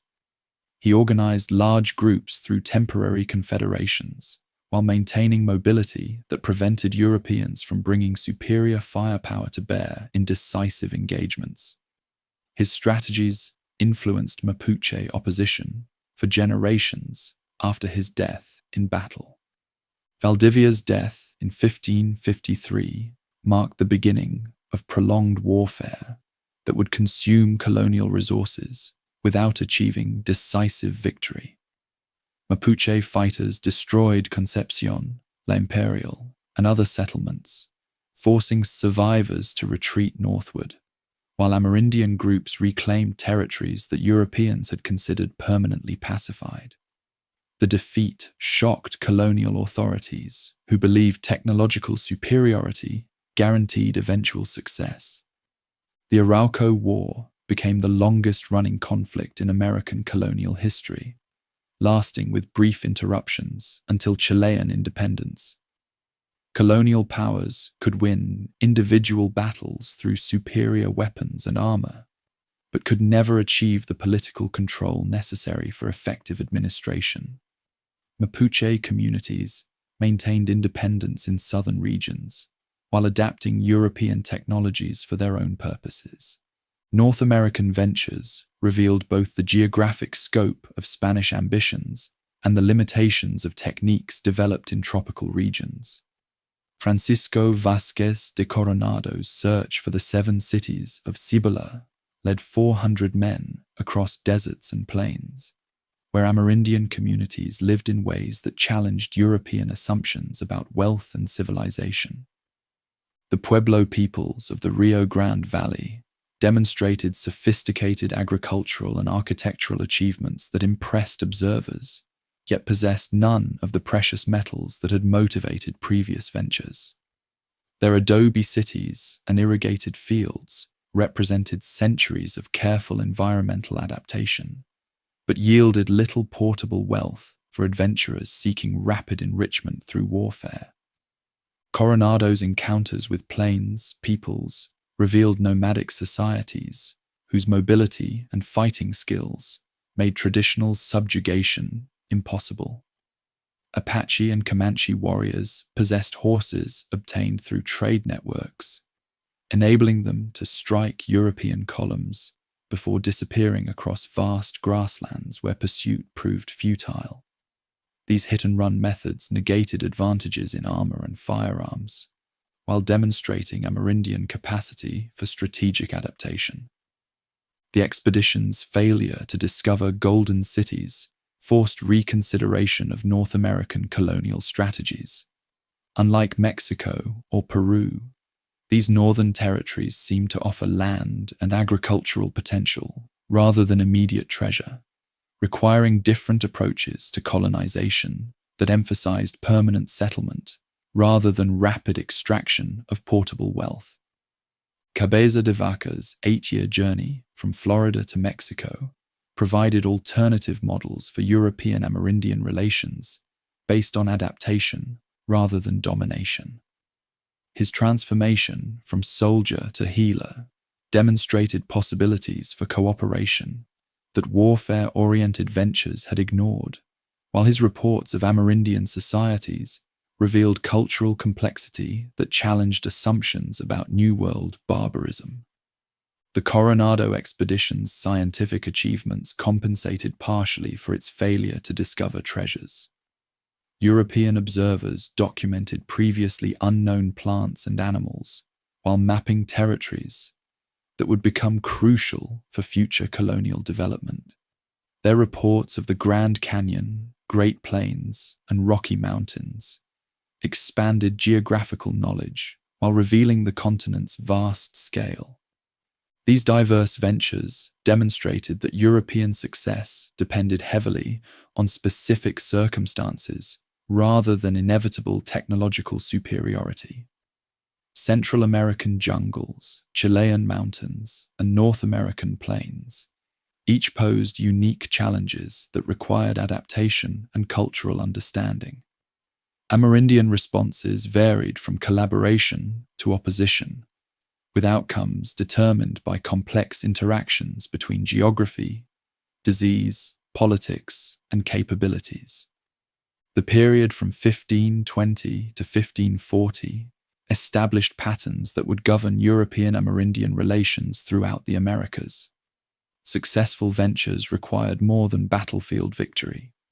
They demanded political accommodation, economic viability, and cultural adaptation that many expeditions failed to achieve. The great treasures of Mexico and Peru proved exceptional rather than typical, while Amerindian societies demonstrated remarkable capacity for adaptation that challenged assumptions about inevitable domination. Manco emerged from his palace in Cusco on the morning of April 18, 1536, his face painted with the sacred red ochre that marked Andean rulers preparing for war. For 3 years, the puppet emperor had endured European humiliation, forced to watch Christian priests destroy sacred mummies, compelled to sign documents transferring his ancestors' realm to a distant king, subjected to physical abuse from colonists who treated their ally like a common prisoner. The great uprising that followed represented the largest coordinated opposition in American history. From Venezuela to Chile, from the Caribbean islands to the Pacific shores, communities had learned that promises of protection meant enslavement, that Christian conversion demanded the destruction of ancestral wisdom, that colonial peace required the surrender of everything their forebears had built across millennia. Manco's transformation from collaborator to war leader embodied broader recognition that accommodation was impossible. Colonists had sexually assaulted his wives, stolen his ceremonial regalia, and forced him to witness the melting of golden artifacts that embodied Andean religious beliefs. When Dominican friars began burning quipu records that contained the realm's administrative memory, the young ruler finally understood that European civilization sought not merely political control, but complete annihilation. The secret networks that coordinated the uprising demonstrated sophisticated political organization that authorities had fatally underestimated. For months, Manco's messengers carried hidden communications throughout the former realm, utilizing systems of runners and waypoints that colonial administrators had failed to comprehend or control. Regional leaders received coded instructions while maintaining the facade of loyal cooperation with European overlords. The siege of Cusco began with simultaneous attacks that caught defenders completely unprepared for the scale and coordination of opposition. 100,000 Andean warriors surrounded the former capital, their bronze weapons gleaming in highland sunlight, while war cries echoed off mountain peaks that had witnessed centuries of triumphs. European accounts described their terror at realizing that every servant, every tribute bearer, every apparently loyal subject had transformed overnight into an enemy combatant. Juan Pizarro's death during the assault on Sacsayhuaman fortress demonstrated that Highland fighters had learned European tactical methods while developing countermeasures that neutralized technological advantages. Andean engineers used construction techniques to repair damage to the massive stone fortification, while warriors employed captured firearms alongside clubs and spears in coordinated attacks that pushed defenders to the brink of destruction. The simultaneous siege of Lima revealed the uprising's continental scope as coastal populations joined highland communities in unified opposition to European rule. Colonists found themselves isolated in a few fortified towns, while armies controlled the countryside that provided food, supplies, and communication routes. For the first time since Cortés entered Tenochtitlan, Europeans faced the possibility that their American colonies might be completely eliminated. Andean military adaptation proved remarkable in its speed and effectiveness. Warriors who had never seen horses before European arrival now employed captured cavalry in coordinated charges that terrified infantry. Slingstones gave way to captured harquebuses, while metalworkers forged steel weapons using techniques learned from blacksmiths who had sought to exploit mountain labor for European profit. The uprising's ultimate failure owed more to endemic diseases and ethnic divisions than to European military superiority. Smallpox and typhus continued killing populations even during successful operations, weakening armies that achieved battlefield victories while losing thousands to invisible enemies. More significantly, ethnic groups that had suffered under Highland domination, particularly the Huanca and Chachapoya peoples, maintained their alliances rather than supporting Andean restoration. Manco's retreat to Vilcabamba in 1537 established the Neo-Inca state that would maintain political independence for 35 years. The cloud forests of the eastern slopes provided natural fortification, where European cavalry proved useless and tropical diseases killed soldiers faster than arrows. This mountain refuge became a symbol of Andean opposition, while preserving customs, legal systems, and religious practices that missionaries sought to eliminate. The Neo-Inca rulers governed a functioning state that collected tribute, administered justice, and maintained diplomatic relations with authorities when convenient. Their survival demonstrated that European domination was never complete, that civilizations possess the adaptability and resilience necessary to preserve essential elements of their heritage despite overwhelming foreign pressure. Royal mummies continued receiving offerings in Vilcabamba temples, while priests consulted ancestral spirits through ceremonies that had sustained Andean communities for millennia. The last emperor's execution in 1572 marked the end of political independence in the Andes, but also created a martyred symbol that would inspire movements for centuries. The public beheading in Cusco's main plaza, witnessed by thousands of spectators who wept openly despite prohibitions, transformed him into a sacred figure whose memory would fuel future uprisings against colonial oppression. Meanwhile, Western Mexico erupted in the Mixton War as Caxcan communities united against encomienda abuses that had reduced proud warriors to enslaved laborers. The conflict demonstrated that peoples throughout the Americas faced similar challenges from European colonization, developing comparable strategies for maintaining identity while adapting to changed political circumstances. The Caxcan uprising began when demands for tribute and forced labor exceeded communities' capacity to provide while maintaining basic survival. Unlike earlier movements that European forces had suppressed through superior weaponry, this conflict utilized terrain advantages and guerrilla tactics that negated technological superiority. Mountain strongholds provided bases for raids that disrupted colonial supply lines while avoiding direct confrontation with European cavalry and artillery. Viceroy Antonio de Mendoza's response to the Mixton War established patterns of counterinsurgency that would be employed throughout the Americas. Rather than relying solely on military force, colonial authorities offered amnesty to leaders who surrendered while employing brutal reprisals against communities that continued fighting.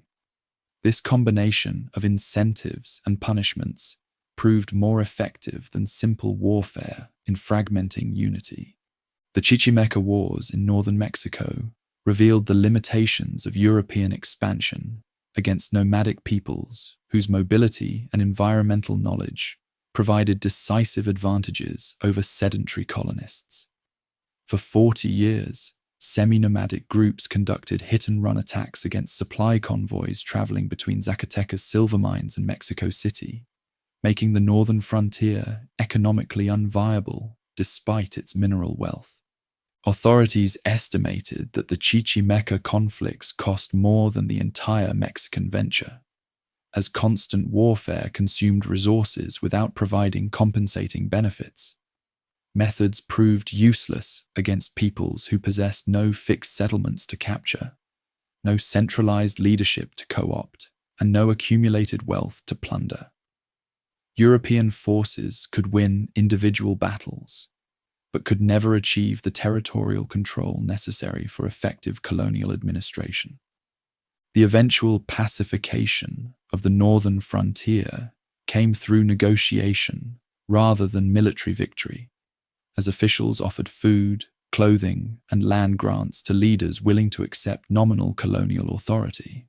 This purchase of peace demonstrated growing European recognition that accommodation served mutual interests better than perpetual warfare, establishing precedents for managing relations in regions where complete domination proved impossible. The Mapuche Wars in Chile represented the most successful opposition in American colonial history, as these southern peoples maintained political independence and territorial sovereignty for 3 centuries. Unlike centralized empires that collapsed when forces captured key leaders, Mapuche society's democratic structure made conquest through political decapitation impossible.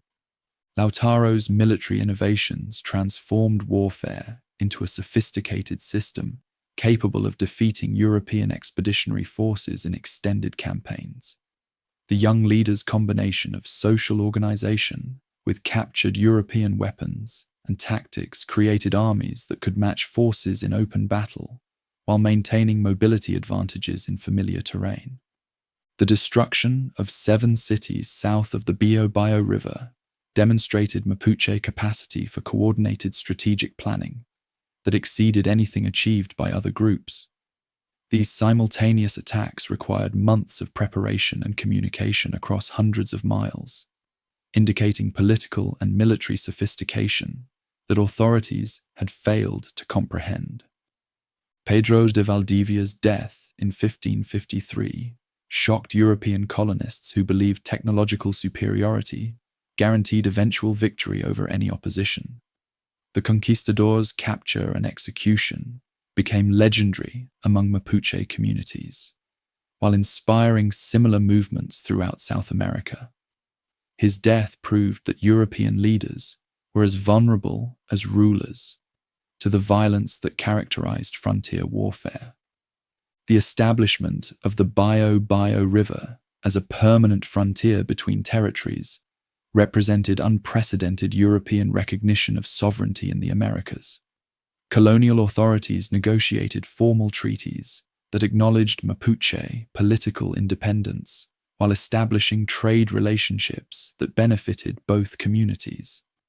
This accommodation contradicted fundamental assumptions about European racial and superiority that justified colonial domination elsewhere. Spiritual opposition proved as important as military action in preserving identity under colonial rule. Throughout the Americas, communities developed syncretic religious practices that blended Christian symbols with ancestral beliefs, creating new spiritual systems that satisfied European demands for conversion while maintaining connections to the past. The Taquioncoy movement in Peru exemplified religious innovation that challenged European hegemony through prophetic visions and ritual practices. This millenarian movement promised the resurrection of Andean deities who would overthrow European rule and restore ways of life. Participants rejected names, clothing, and customs while embracing purification ceremonies that would prepare them for divine liberation. Authorities recognized the political threat posed by religious movements that provided alternative sources of authority and community organization. The Inquisition's establishment in Peru and Mexico reflected official concern that syncretic practices might evolve into organized opposition against colonial rule. Prosecutions for idolatry and superstition attempted to eliminate spiritual leaders who maintained knowledge and practices. Yet persecution often strengthened rather than weakened religious identity, as communities developed increasingly sophisticated methods for concealing practices within Christian frameworks. Andean peoples worshipped deities disguised as Catholic saints, while Mexican groups incorporated pre-Columbian symbols into Christian art and architecture. These adaptations enabled survival while satisfying demands for religious orthodoxy. The preservation of languages represented another form of opposition that complicated European efforts to impose civilization. Despite official policies promoting Castilian as the universal colonial language, most communities maintained their ancestral tongues while learning enough to navigate colonial bureaucracy and trade relationships. Intellectuals played crucial roles in preserving knowledge through written records that adapted European alphabetic systems to languages. Scholars like Felipe Guaman Poma de Ayala in Peru and Fernando de Alva Ixtlilxochitl in Mexico produced chronicles that recorded historical perspectives while challenging interpretations of conquest and colonization. These historians emphasized European violence and destruction while celebrating achievements and efforts. Their works provided alternative narratives that contradicted official accounts of benevolent civilization, bringing enlightenment to barbarous peoples. Although colonial censorship limited circulation of such materials, they preserved perspectives for future generations who would challenge European hegemony. The establishment of confraternities and religious brotherhoods provided institutional frameworks for maintaining community solidarity under colonial rule. These organizations ostensibly served Catholic purposes while functioning as networks for mutual aid, preservation, and political organization. Authorities encouraged such groups as instruments of social control, unaware that they were enabling opposition in new forms. Women played essential roles in preservation through their control of domestic spheres, where practices could continue with minimal interference. Mothers taught children ancestral languages, prepared foods, and transmitted knowledge through stories and songs that maintained community identity across generations. Colonial law granted limited recognition to customary practices regarding property ownership and inheritance, providing legal spaces where roles could persist. The emergence of market networks demonstrated economic adaptation that enabled communities to maintain autonomy while participating in colonial commercial systems. Traders developed extensive exchange relationships that connected rural communities with urban markets, providing access to European goods while preserving production methods and social relationships.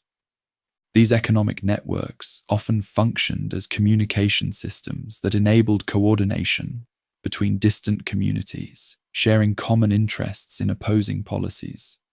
Market days became opportunities for exchanging political information alongside commercial goods, while traveling merchants served as messengers carrying news of movements and colonial developments across vast distances. African opposition complemented action through maroon communities that established independent settlements in regions beyond effective control. Escaped slaves often allied with groups, creating mixed communities that combined African and American knowledge systems while maintaining shared hostility to European domination. The Palanques of northern South America and Quilombos of Brazil represented alternative social models that challenged fundamental assumptions about racial hierarchy and superiority that justified colonial rule. These communities demonstrated that Africans and Americans could create successful societies without European supervision, undermining ideological foundations of colonial authority. Bayano's kingdom in Panama exemplified African leadership that successfully opposed military expeditions while maintaining diplomatic relations with allies. The escaped slaves' political and military skills forced colonial authorities to negotiate rather than simply attack, establishing precedents for recognizing African sovereignty that contradicted legal frameworks defining slaves as property. The gradual suppression of most maroon communities reflected determination to prevent alternative social models from inspiring broader movements among enslaved and populations. Yet the memory of successful African independence continued influencing strategies throughout colonial history, providing evidence that European domination was neither inevitable nor permanent. The survival of networks into the 18th century demonstrated the incomplete nature of European colonial control, despite centuries of warfare and suppression. Communities preserved languages, religious practices, and social structures while adapting to changed political circumstances. These adaptations enabled continuity that would eventually contribute to independence movements that challenged European authority throughout the Americas. The legacy of opposition shaped colonial society in ways that authorities never fully understood or controlled.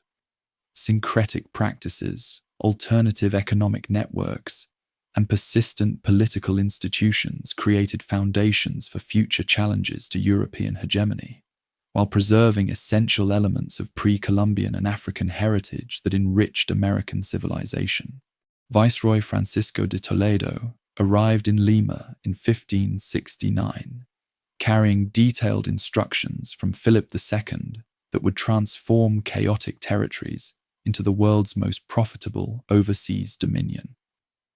The stern administrator surveyed Peru's mineral-rich highlands, where Potosí's mines promised unlimited wealth. Yet communities remained largely ungoverned. Tribute collection operated through corrupt local networks, and vast territories acknowledged no effective royal authority. Toledo's systematic reorganization of Andean society represented the most ambitious social engineering project in human history. His inspection tours covered thousands of miles, from coastal desert settlements to high-altitude mining camps, where workers died daily from mercury poisoning and altitude sickness. The viceroy documented population levels, agricultural potential, mineral resources, and political structures with bureaucratic precision that would enable efficient extraction of wealth for the Crown's global enterprises.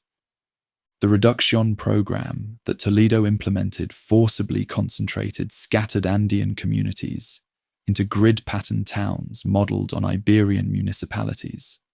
Families who had lived for generations in scattered homesteads found themselves relocated to cramped urban settlements, where priests could monitor their religious observances and royal officials could collect tribute more efficiently.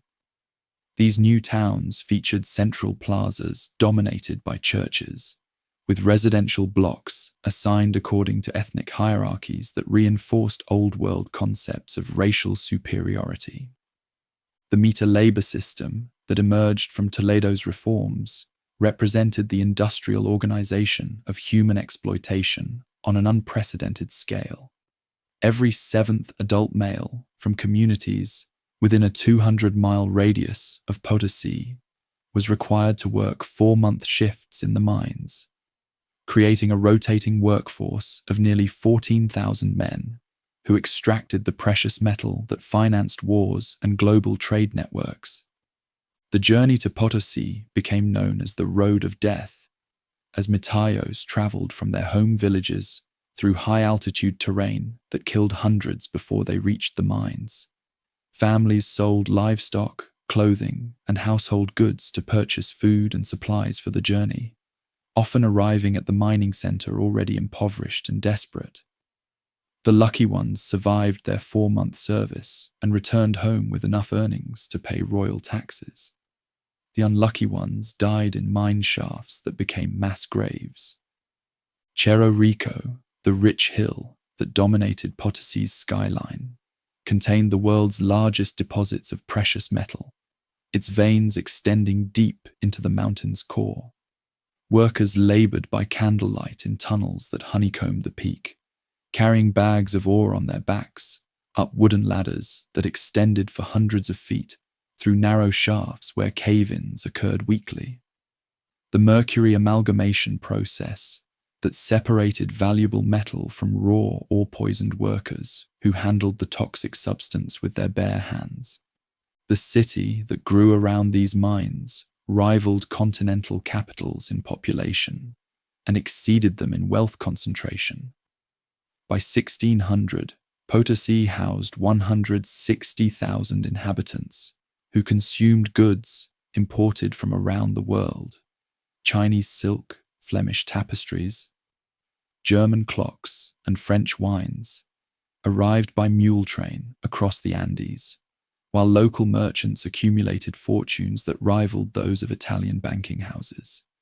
The contrast between incredible luxury and grinding poverty made Potosi a symbol of imperial exploitation's extremes. Mexican mineral production at Zacatecas and other northern mines complemented Peruvian output through similar labor systems that devastated populations while enriching Iberian merchants. The development of mercury mines at Huancavelica provided the toxic metal essential for refining, creating an integrated production system that transformed American mountains into the empire's treasury. Royal administrators calculated that American metal production increased global monetary supply by 300% during the 16th century. The Manila Galleon trade route connected American wealth to Asian luxury goods through the Pacific Ocean's vast expanse. Ships loaded with Potosi metal sailed from Acapulco to the Philippines, where Chinese merchants exchanged silk, porcelain, and spices for precious cargo that flowed into global circulation. This trans-Pacific commerce created the first truly worldwide economy, while demonstrating the Crown's ability to coordinate commercial operations across 3 continents. The encomienda system's gradual replacement by repartimiento labor drafts reflected evolving imperial labor policies that sought to maintain workers while acknowledging humanitarian criticisms of outright slavery. Under repartimiento, communities provided specified numbers of workers for public projects, agricultural estates, and mining operations, while theoretically preserving their territorial rights and social structures. In practice, these labor drafts differed little from slavery, except in legal terminology. The establishment of the Viceroyalty of Peru, an expansion of New Spain's authority, created administrative structures capable of governing territories larger than all of Europe. Viceroys represented royal authority while maintaining enough autonomy to respond to local conditions without constant communication with Madrid. Audiencias served as regional supreme courts that handled appeals, administrative disputes, and criminal cases involving Iberian settlers or native nobles. The Council of the Indies in Madrid supervised imperial administration through detailed legislation that attempted to regulate everything from marriage laws to mining techniques. The Recopilación de Leyes de Indias eventually comprised 9 volumes, containing thousands of statutes that governed overseas society with unprecedented legal complexity. Yet the gap between legal theory and practical reality remained vast, as local conditions and personal interests often overrode royal directives. Corregidores represented royal authority at the local level, collecting tribute, administering justice, and maintaining order in provinces that often covered thousands of square miles. These positions attracted ambitious men seeking rapid enrichment through legal and illegal means, as corregidores could monopolize trade, manipulate tribute assessments, and exploit labor while remaining beyond effective royal supervision. Imperial revenues frequently reflected local officials' wealth accumulation rather than efficient royal administration. The Catholic Church emerged as overseas society's most powerful institutional force, controlling vast agricultural estates while providing education, medical care, and social services that secular government could not deliver. Missionary orders established networks of schools, hospitals, and churches that extended authority into remote regions where military force alone could not maintain control. The church's wealth rivaled that of the imperial state, as donations, tribute, and agricultural profits created ecclesiastical fortunes that funded elaborate religious architecture and artistic patronage. The destruction of books and records represented systematic elimination of alternative sources of authority and historical memory. Priests burned thousands of Maya codices, Aztec pictographs, and quipu bundles while claiming these materials contained demonic influences. This deliberate destruction of intellectual achievements eliminated centuries of accumulated knowledge about astronomy, medicine, history, and law.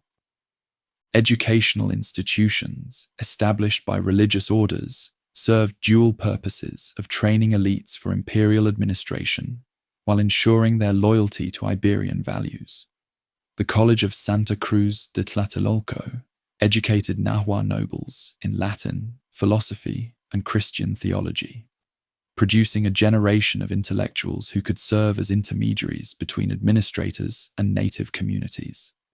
Similar institutions in Peru trained Andean nobles who maintained their hereditary status while accepting royal political authority.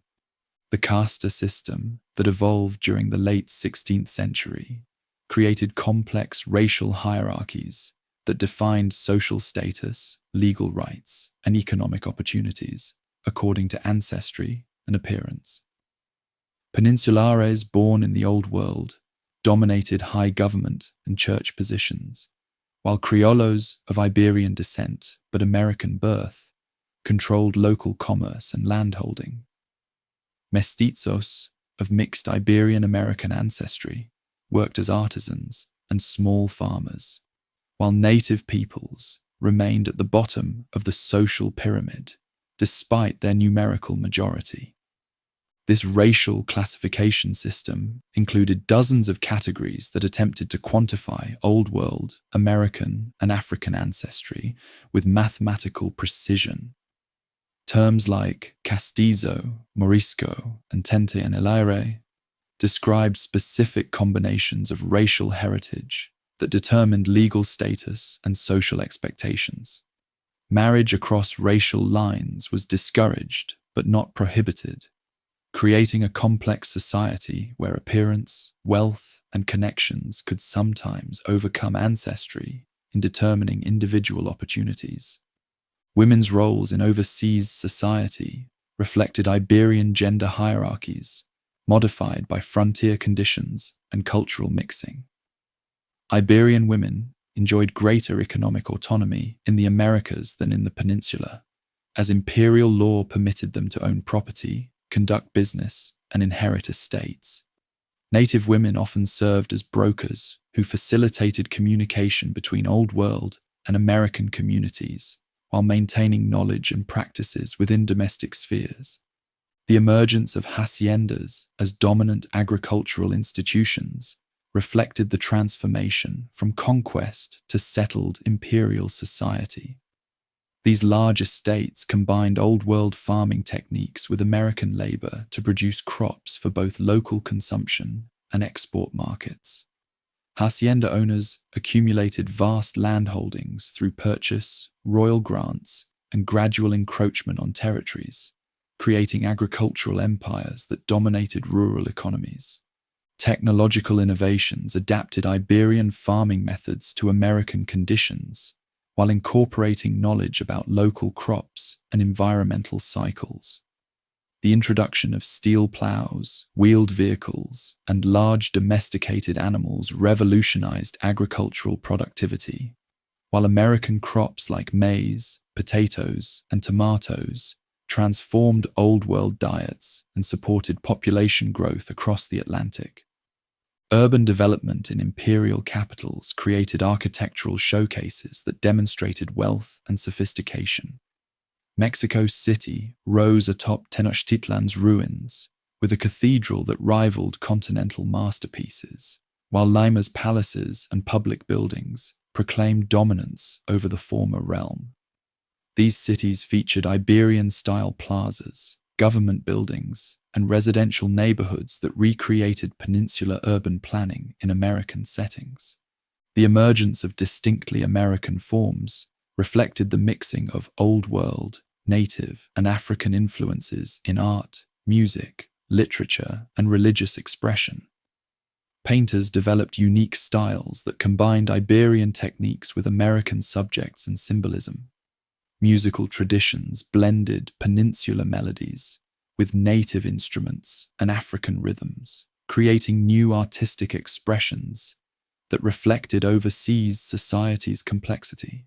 Religious syncretism produced devotional practices that satisfied demands for Christian orthodoxy, while preserving elements of pre-Columbian spirituality. The Virgin of Guadalupe's appearance to Juan Diego near Mexico City created a powerful symbol that combined Catholic and Aztec religious elements, becoming central to Mexican identity. Similar syncretic developments throughout Latin America enabled communities to maintain spiritual connections to their ancestors while accepting Christian conversion.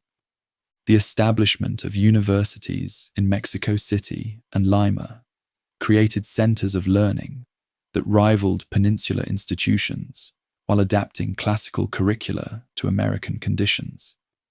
These universities trained clergy, lawyers, and administrators while conducting research into American natural history, languages, and imperial law. The printing presses that accompanied university development enabled the circulation of books and pamphlets that spread Old World ideas while preserving some knowledge in written form.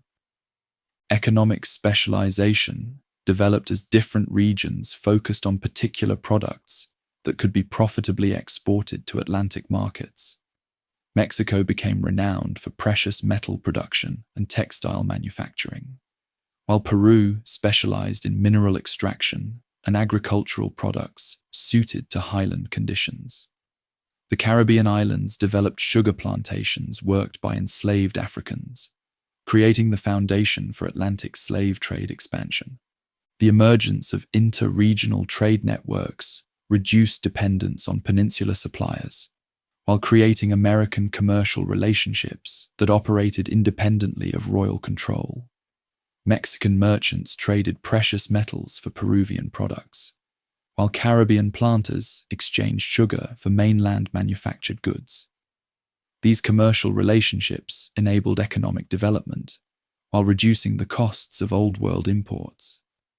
Transportation improvements connected remote regions to imperial markets through road construction, bridge building, and harbor development that facilitated commercial expansion.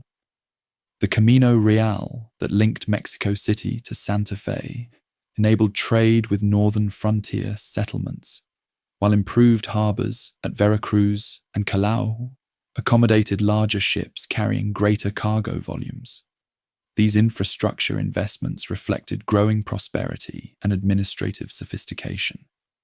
The consolidation of imperial institutions created stable governance structures that would endure for centuries. Royal bureaucracy, church hierarchy, and economic systems developed during this period provided frameworks for managing vast territories and diverse populations. Yet this stability came at enormous human cost, as millions of workers died in mines and plantations, while their labor enriched peninsular merchants and financed global wars.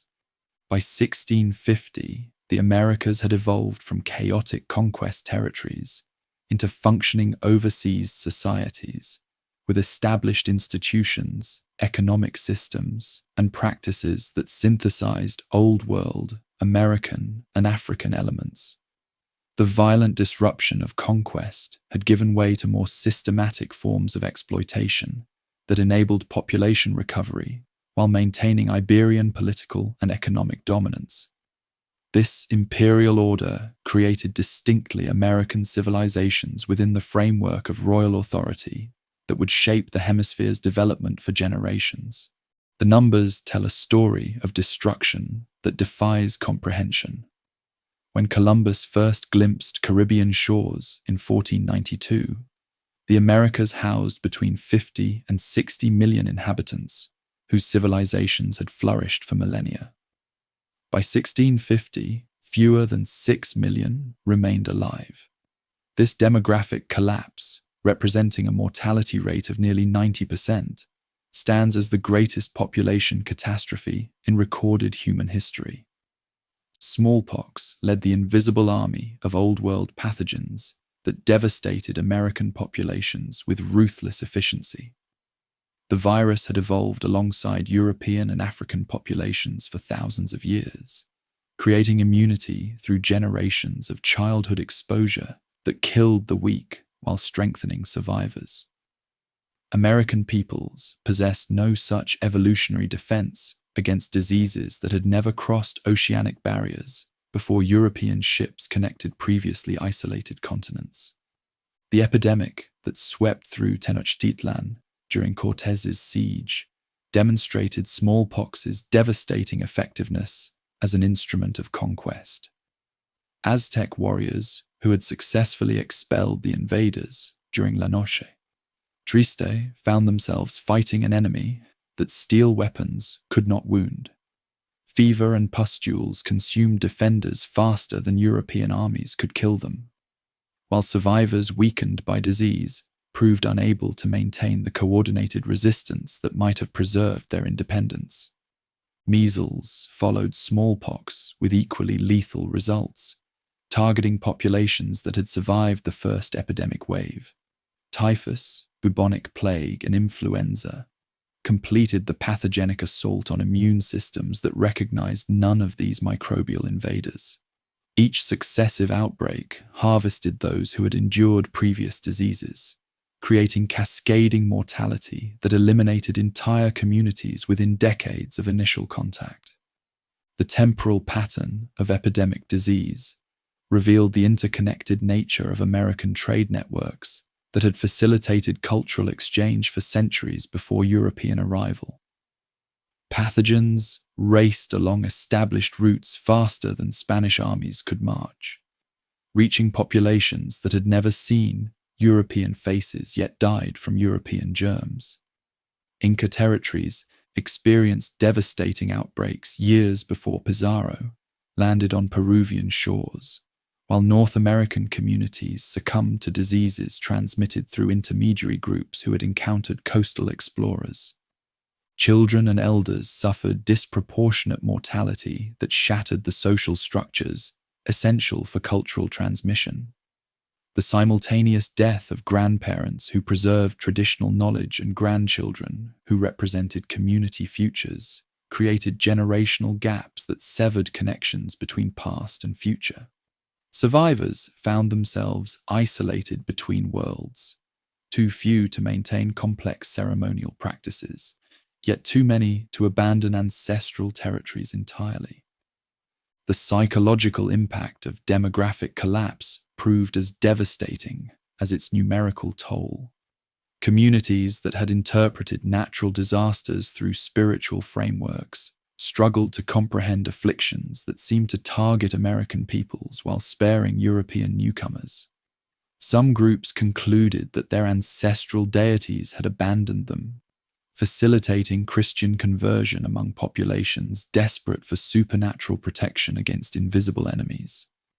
Regional variations in mortality rates reflected differences in population density, trade connections, and environmental conditions that influenced disease transmission.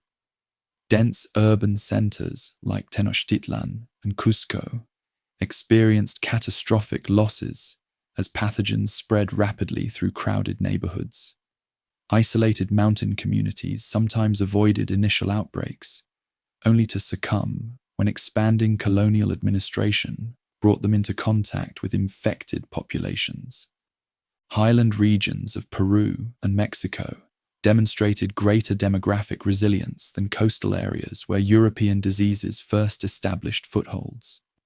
Cold climates slowed pathogen reproduction, while geographic isolation provided natural quarantine that limited epidemic spread.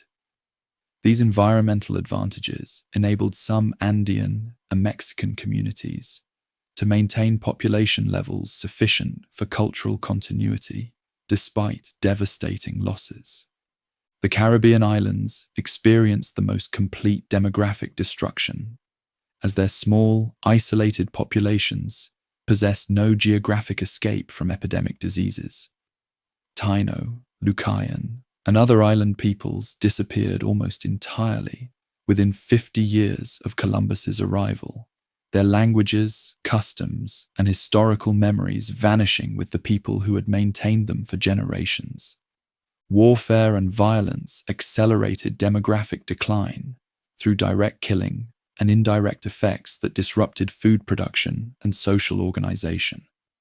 The siege of Tenochtitlan alone killed an estimated 100,000 people through combat, starvation, and disease, while smaller conflicts throughout the Americas eliminated thousands more.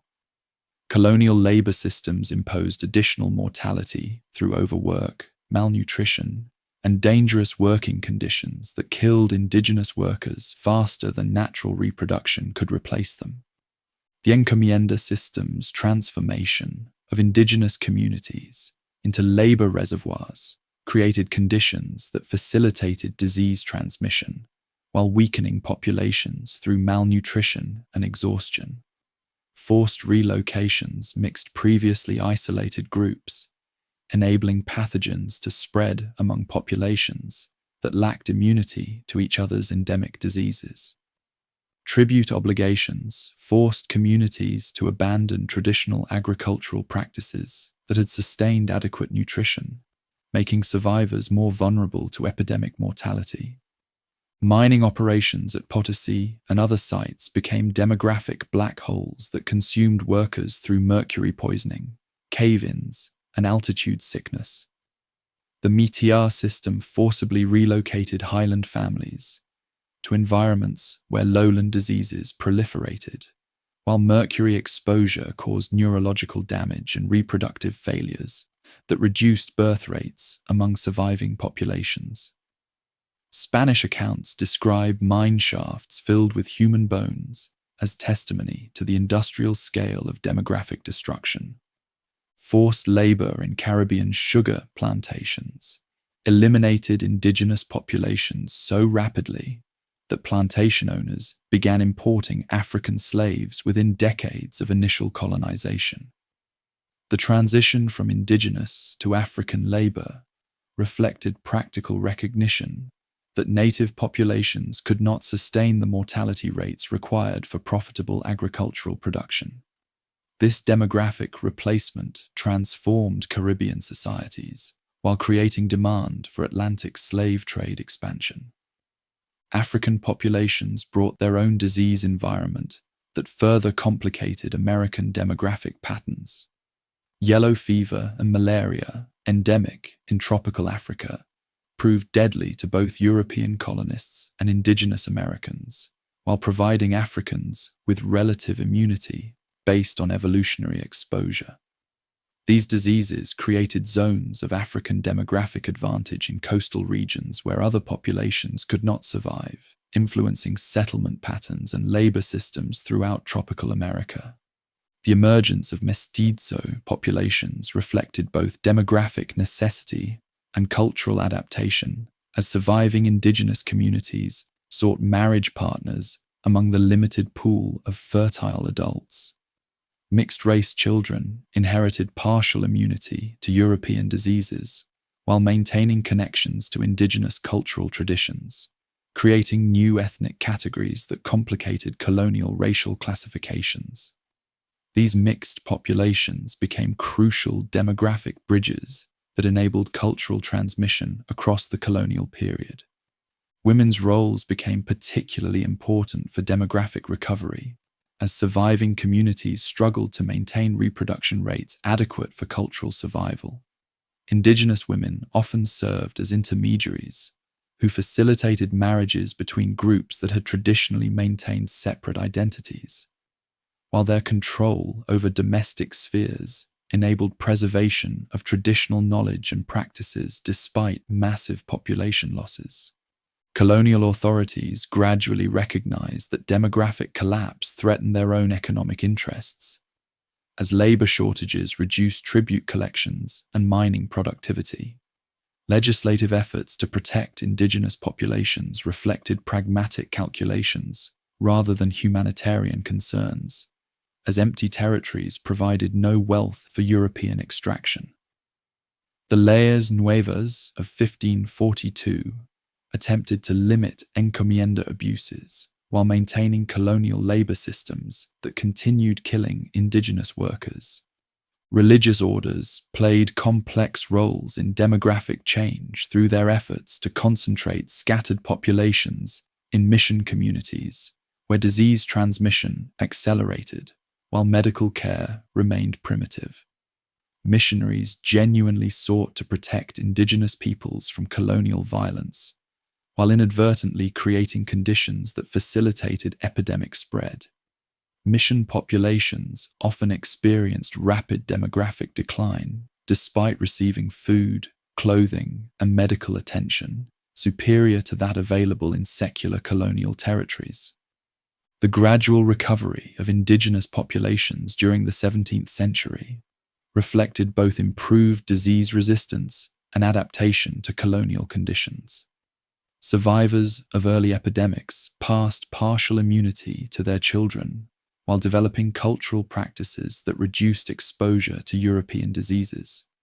Some communities relocated to marginal territories where colonial interference remained minimal, enabling demographic recovery through isolation from the most destructive aspects of European contact.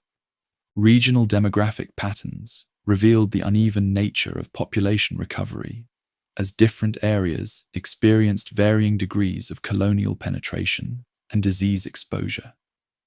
Central Mexico's population began recovering by 1650, as survivors developed immunity and adapted to colonial labor demands, while peripheral regions continued experiencing decline through continued missionary activity and colonial expansion. The Amazon basin maintained demographic stability through geographic isolation that limited European contact until the 18th century. The emergence of new settlement patterns reflected both demographic collapse and colonial economic priorities. Spanish colonial cities developed as administrative and commercial centers surrounded by nearly empty countryside, where scattered indigenous communities struggled to maintain traditional ways of life. These urban-rural divisions created lasting geographic patterns that influenced social and economic development throughout the colonial period and beyond. Cultural consequences of demographic collapse proved as lasting as numerical losses. The simultaneous death of elderly knowledge keepers and disruption of traditional educational practices eliminated vast stores of accumulated wisdom about agriculture, medicine, astronomy, and history. Languages disappeared when their speakers died faster than children could learn them, while ceremonial practices ended when communities lacked sufficient participants to maintain complex rituals. The preservation of indigenous knowledge depended on the survival of small groups that maintained cultural practices in modified forms, adapted to drastically reduced populations. Oral traditions compressed into simplified versions that could be transmitted by fewer teachers to smaller groups of students. Religious practices synthesized with Christian elements to create hybrid forms that satisfied colonial demands while preserving essential spiritual concepts. Economic systems adapted to demographic collapse through intensification of production methods and territorial consolidation that enabled smaller populations to maintain subsistence while meeting colonial tribute obligations. Traditional agricultural techniques that required large labor forces gave way to modified practices suitable for reduced communities. Trade networks contracted as participating populations disappeared, creating economic isolation that reinforced cultural fragmentation. The psychological trauma of demographic collapse influenced indigenous responses to European culture for generations after initial contact. Communities that had lost most of their population often developed fatalistic worldviews that interpreted European dominance as supernatural punishment, requiring cultural transformation for survival. These psychological adaptations facilitated religious conversion while creating lasting cultural changes that persisted long after population recovery began. The long-term consequences of demographic collapse shaped colonial societies' fundamental characteristics in ways that influenced development patterns for centuries. Labor shortages created demand for African slaves, while enabling surviving indigenous communities to negotiate better conditions for their participation in colonial economic systems. The relative scarcity of indigenous workers increased their value, while providing leverage for maintaining cultural autonomy in domestic spheres. Population recovery during the 18th century created new demographic pressures that influenced independence movements and national development. Recovering indigenous populations competed with expanding mestizo and African communities for land and resources, while colonial authorities struggled to maintain control over increasingly diverse societies. These demographic changes contributed to political instability that eventually challenged European authority throughout the Americas. The demographic catastrophe that followed European contact represents more than statistical tragedy. It fundamentally altered the trajectory of American civilization in ways that continue influencing contemporary society. The loss of indigenous knowledge, the disruption of traditional political systems, and the introduction of new ethnic groups created lasting cultural patterns that define modern Latin American identity. Understanding this demographic transformation remains essential for comprehending the full significance of European conquest and its enduring consequences for American development. The Bourbon reforms that swept through the Americas during the 18th century marked the beginning of the end for the colonial order that had emerged from conquest. Charles III's modernizing ministers viewed overseas territories as economic resources to be exploited more efficiently rather than societies to be governed through traditional accommodation. Their systematic efforts to increase royal control and extract greater revenues would ultimately provoke the rebellions that shattered European authority throughout the hemisphere. José de Galvez arrived in Mexico in 1765, carrying instructions to rationalize colonial administration through centralized bureaucracy that reduced Creole political participation while increasing peninsular control. His inspection tours revealed colonial society's complexity as mixed-race populations had grown to outnumber both Europeans and indigenous peoples, creating social dynamics that defied traditional racial categories. The Inspector General's reports to Madrid described a colonial world that bore little resemblance to the hierarchical order envisioned by 16th century legislators. The establishment of new administrative units, viceroyalties of New Granada and Rio de la Plata, reflected Bourbon determination to improve governance through subdivision of unwieldy territories that had grown beyond effective control from distant capitals. These reforms created new bureaucratic positions while reducing the autonomy that local officials had exercised for generations. Peninsular appointees replaced Creole administrators in positions that American-born elites had come to consider their hereditary rights. Economic modernization policies that promoted free trade within the empire challenged established commercial networks while creating new opportunities for regions that had remained peripheral to traditional Atlantic routes. The relaxation of trade restrictions enabled Buenos Aires to emerge as a major port while reducing Mexico City's commercial dominance. These changes benefited some colonial merchants while undermining others, creating winners and losers who would align differently during the independence struggles that followed. Fiscal pressures generated by European wars forced the Crown to extract unprecedented revenues from American territories through new taxes and more efficient collection methods. The Alcabala increase and establishment of tobacco monopolies affected all sectors of colonial society, while demonstrating royal willingness to prioritize metropolitan needs over colonial interests. These policies generated widespread resentment among populations that had grown accustomed to relatively light taxation under previous Habsburg administration. The expulsion of the Jesuits in 1767 eliminated the most influential religious order in American education, while confiscating vast estates that had supported indigenous communities and educational institutions. This dramatic action shocked colonial society by demonstrating royal willingness to override religious authority when it conflicted with state interests. The suppression created educational vacuums, while generating sympathy for Jesuit-trained Creole intellectuals who would later lead independence movements. Indigenous communities experienced the Bourbon reforms through intensified tributary obligations and territorial encroachments that threatened their survival as distinct cultural entities.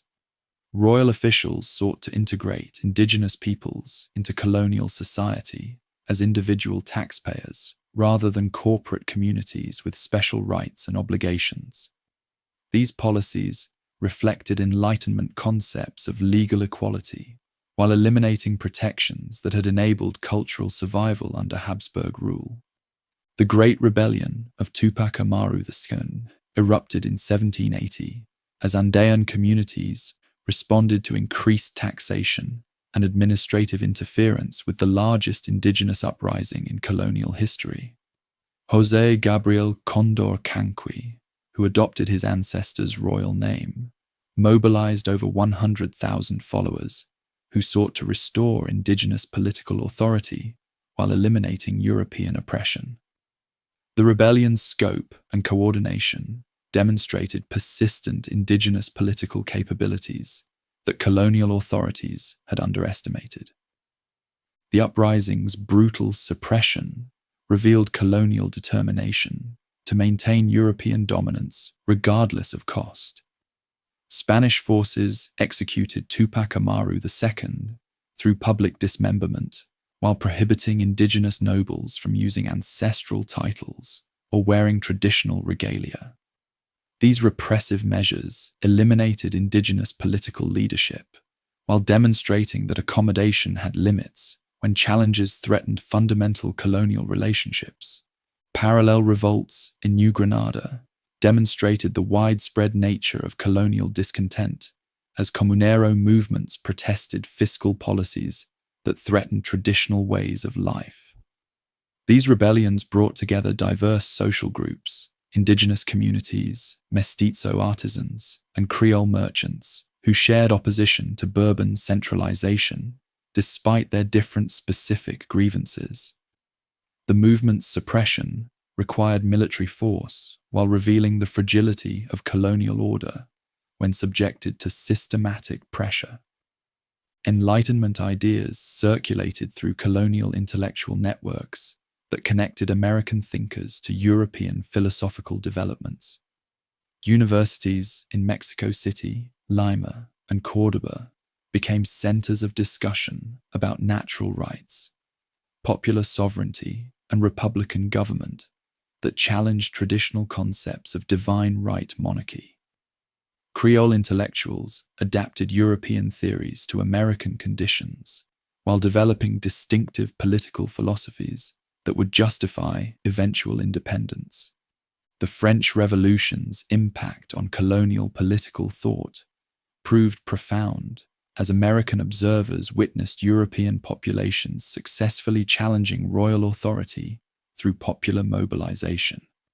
The revolution's ideological exports, declarations of rights, constitutional government, and national sovereignty, provided intellectual frameworks for understanding colonial grievances while suggesting practical methods for achieving political change. Napoleon's invasion of Spain in 1808 created the political crisis that transformed colonial discontent into independence movements. The collapse of legitimate royal authority forced American territories to choose between accepting French puppet governments or governing themselves through local institutions. This choice activated political debates that had remained theoretical while providing practical opportunities for implementing republican experiments. The establishment of juntas throughout Spanish America reflected both loyalty to legitimate royal authority and determination to resist foreign domination. These governing bodies claimed to rule in Ferdinand VII's name, while exercising sovereignty that had previously belonged exclusively to royal representatives. The juntas' creation marked the practical beginning of American self-government, regardless of their theoretical justifications. Miguel Hidalgo's Grito de Dolores launched the Mexican independence struggle through popular mobilization that combined social revolution with political liberation.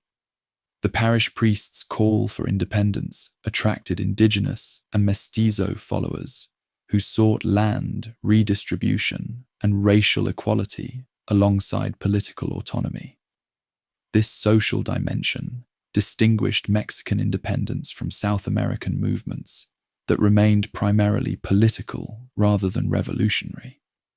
The Mexican insurgency's early phases revealed the explosive potential of combining independence with social reform, as Hidalgo's followers attacked Spanish property while demanding indigenous rights and racial equality.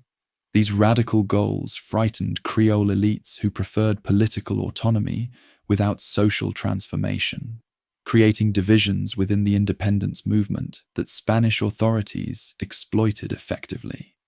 José María Morelos continued Hidalgo's revolutionary program, while developing more sophisticated political and military strategies that expanded insurgent control over southern Mexico. His Constitutional Congress at Chilpancingo proclaimed Mexican independence while establishing republican government based on popular sovereignty and legal equality. These achievements demonstrated indigenous and mestizo capacity for self-government, despite European claims about racial inferiority. The insurgency's suppression through Spanish military campaigns and Creole collaboration revealed the social tensions that complicated independence movements throughout Spanish America. Many Creole elites feared popular revolution more than continued Spanish rule, preferring accommodation with colonial authorities. to empowering indigenous and mestizo populations who might challenge traditional social hierarchies. Simón Bolívar's liberation campaigns in northern South America reflected different strategic approaches that emphasized military action over popular mobilization. The Venezuelan leader's forces consisted primarily of plains cavalry, whose mobility enabled them to defeat Spanish armies in open terrain, while avoiding the social conflicts that had complicated Mexican independence. Bolívar's political philosophy combined republican government with strong executive authority, designed to maintain order during the transition from colonial to independent status. The liberation of Peru required coordination between Bolívar's northern armies and José de San Martin's southern forces that had crossed the Andes from Argentina. This continental strategy demonstrated the military resources required to defeat Spanish authority in territories where colonial administration remained effective. The campaign's success depended on indigenous and mestizo soldiers, who fought for leaders who promised improved conditions under independent government. The Battle of Ayacucho in 1824 marked the end of Spanish military resistance in South America, as the last Royal Army surrendered to Republican forces commanded by Antonio José de Sucre. This victory completed the liberation process that had begun with Napoleon's invasion while establishing independent nations that would struggle to create stable governments capable of replacing colonial institutions. Brazilian independence followed a different pattern, as the Portuguese royal family's transfer to Rio de Janeiro during the Napoleonic Wars created unique conditions for peaceful separation. Prince Pedro's Declaration of Independence in 1822 maintained monarchical government while avoiding the warfare that characterized Spanish-American liberation. This conservative approach preserved social hierarchies while enabling political autonomy that satisfied Brazilian elites. The Independence War's conclusion left newly independent nations facing enormous challenges in creating governmental institutions capable of maintaining order and promoting development. The elimination of Spanish authority removed common enemies that had united diverse independence coalitions while revealing fundamental disagreements about political organization, economic policy, and social relationships. Indigenous communities discovered that independence brought mixed results as new national governments sought to integrate them as individual citizens, while eliminating corporate rights that had provided some protection under colonial rule. Republican equality offered theoretical improvements, while practical policies often worsened indigenous conditions through land confiscation and cultural suppression, designed to create homogeneous national populations. The emergence of caudillo leadership reflected the difficulties of establishing legitimate authority in societies where traditional institutions had been destroyed, while new ones remained undeveloped. Regional strongmen filled power vacuums through personal networks and military force, creating political instability that would characterize much of 19th century Latin America. Economic disruption caused by independence wars eliminated colonial commercial networks while failing to create adequate replacements that could maintain prosperity. Mining production declined dramatically, while agricultural estates struggled to find markets for their products. The new nation's economic difficulties reflected their continued dependence on commodity exports, while lacking the capital and expertise necessary for diversified development. The abolition of legal racial categories represented one of independence's most significant social changes, as republican governments proclaimed legal equality among all citizens regardless of ancestry. Yet practical discrimination continued through informal mechanisms that maintained colonial social hierarchies under new legal frameworks. This contradiction between theoretical equality and practical inequality would influence national development for generations. The Catholic Church's position changed dramatically as independent governments sought to control religious institutions that had exercised enormous influence under colonial rule. Liberal politicians promoted religious freedom while restricting church privileges, creating conflicts that would divide Latin American societies throughout the 19th century. These church-state struggles reflected broader debates about tradition and modernization that shaped national identity formation. The independence movement's legacy extended far beyond political liberation, as they established precedents for popular sovereignty and constitutional government that would influence global political development. The successful rebellion of American colonies against European authority demonstrated that independence was possible while providing examples of republican government that inspired movements worldwide. Yet independence also revealed the limitations of political change without corresponding social and economic transformation. The elimination of Spanish authority did not automatically solve problems of poverty, inequality, and underdevelopment that had characterized colonial society. These persistent challenges would require different solutions than those provided by military victory over foreign rule. The end of the conquest era marked not only the conclusion of European colonial dominance, but also the beginning of new struggles to create just and prosperous societies from the complex inheritance of 3 centuries of colonial development.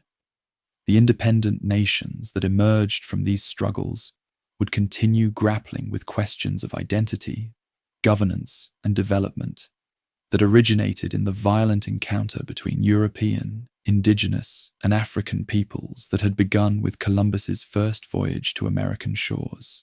500 years after Columbus first glimpsed Caribbean shores, the conquest's legacy continues shaping how Americans understand their past and imagine their future. The quincentenary celebrations of 1992 sparked global debates about historical memory as indigenous activists challenged triumphalist narratives, while scholars re-examined conquest's consequences through new analytical frameworks that emphasized cultural survival alongside demographic catastrophe.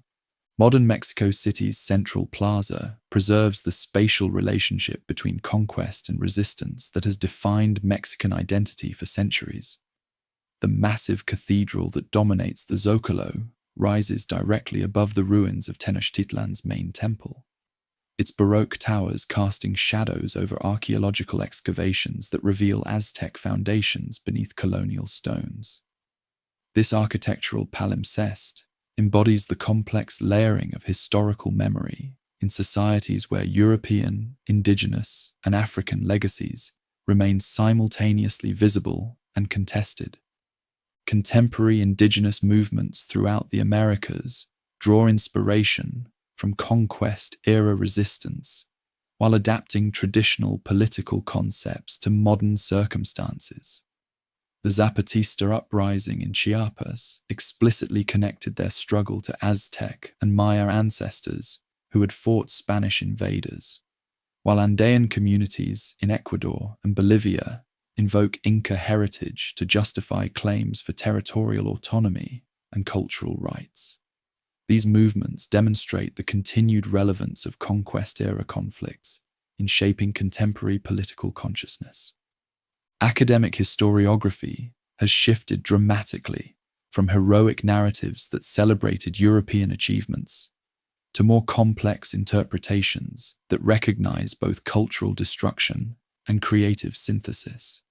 Scholars now emphasize demographic catastrophe, environmental transformation, and indigenous agency, while acknowledging that conquest created the foundations for modern Latin American societies.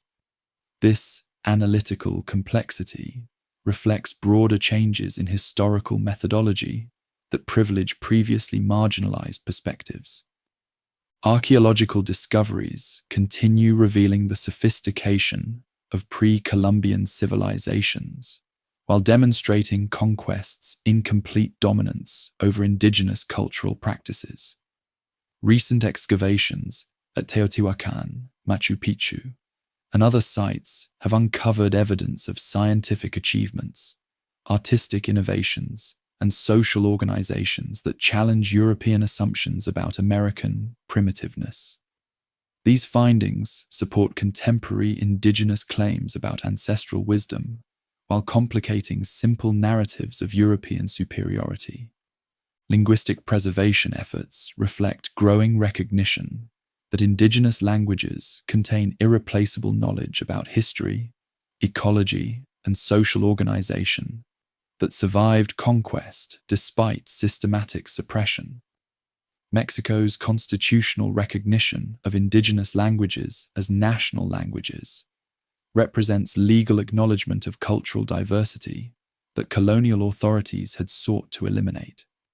Similar policies throughout Latin America reflect evolving concepts of national identity that incorporate rather than suppress indigenous heritage. The Black Legend debate continues influencing how different societies remember conquest, while serving contemporary political purposes that extend far beyond historical accuracy. Anglo-American historians often emphasize Spanish cruelty to justify their own colonial projects, while Spanish scholars defend conquest as a civilizing mission that brought Christianity and European culture to barbarous populations. These competing narratives reflect national mythologies rather than balanced historical analysis. Contemporary discussions about reparations for conquest's consequences reveal the continued relevance of 16th century events for modern political relationships. Indigenous organizations demand land restitution, cultural autonomy, and economic compensation for centuries of exploitation, while governments struggle to balance historical justice with practical governance. These debates demonstrate that conquest remains a living political issue rather than merely historical curiosity. Educational curricula throughout the Americas reflect competing interpretations of conquest as societies struggle to present balanced accounts that acknowledge both European achievements and indigenous contributions. Mexican textbooks now emphasize indigenous resistance alongside Spanish military victories, while Peruvian schools teach about Inca administrative innovations alongside colonial economic development. These pedagogical changes indicate evolving national identities that incorporate previously marginalized perspectives. Popular culture representations of conquest range from romanticized adventure narratives to critical examinations of colonialism's lasting impact.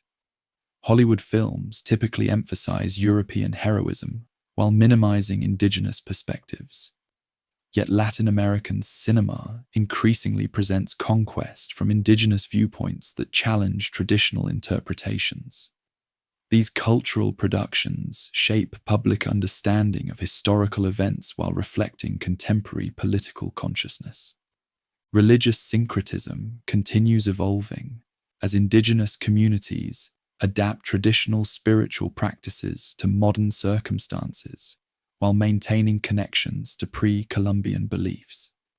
The Virgin of Guadalupe remains central to Mexican Catholic identity, while incorporating Aztec symbolism that preserves indigenous spiritual concepts within Christian frameworks.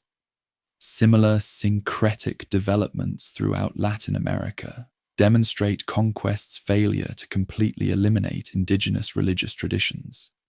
Environmental consequences of conquest include species extinctions, landscape transformations, and climate changes that continue affecting contemporary society. The introduction of European livestock altered American ecosystems, while indigenous agricultural practices influenced European farming methods. These ecological exchanges represent conquest's most lasting legacies, as they created environmental conditions that persist regardless of political changes. Genetic studies reveal the biological consequences of conquest through population mixing that created modern Latin American ethnic diversity.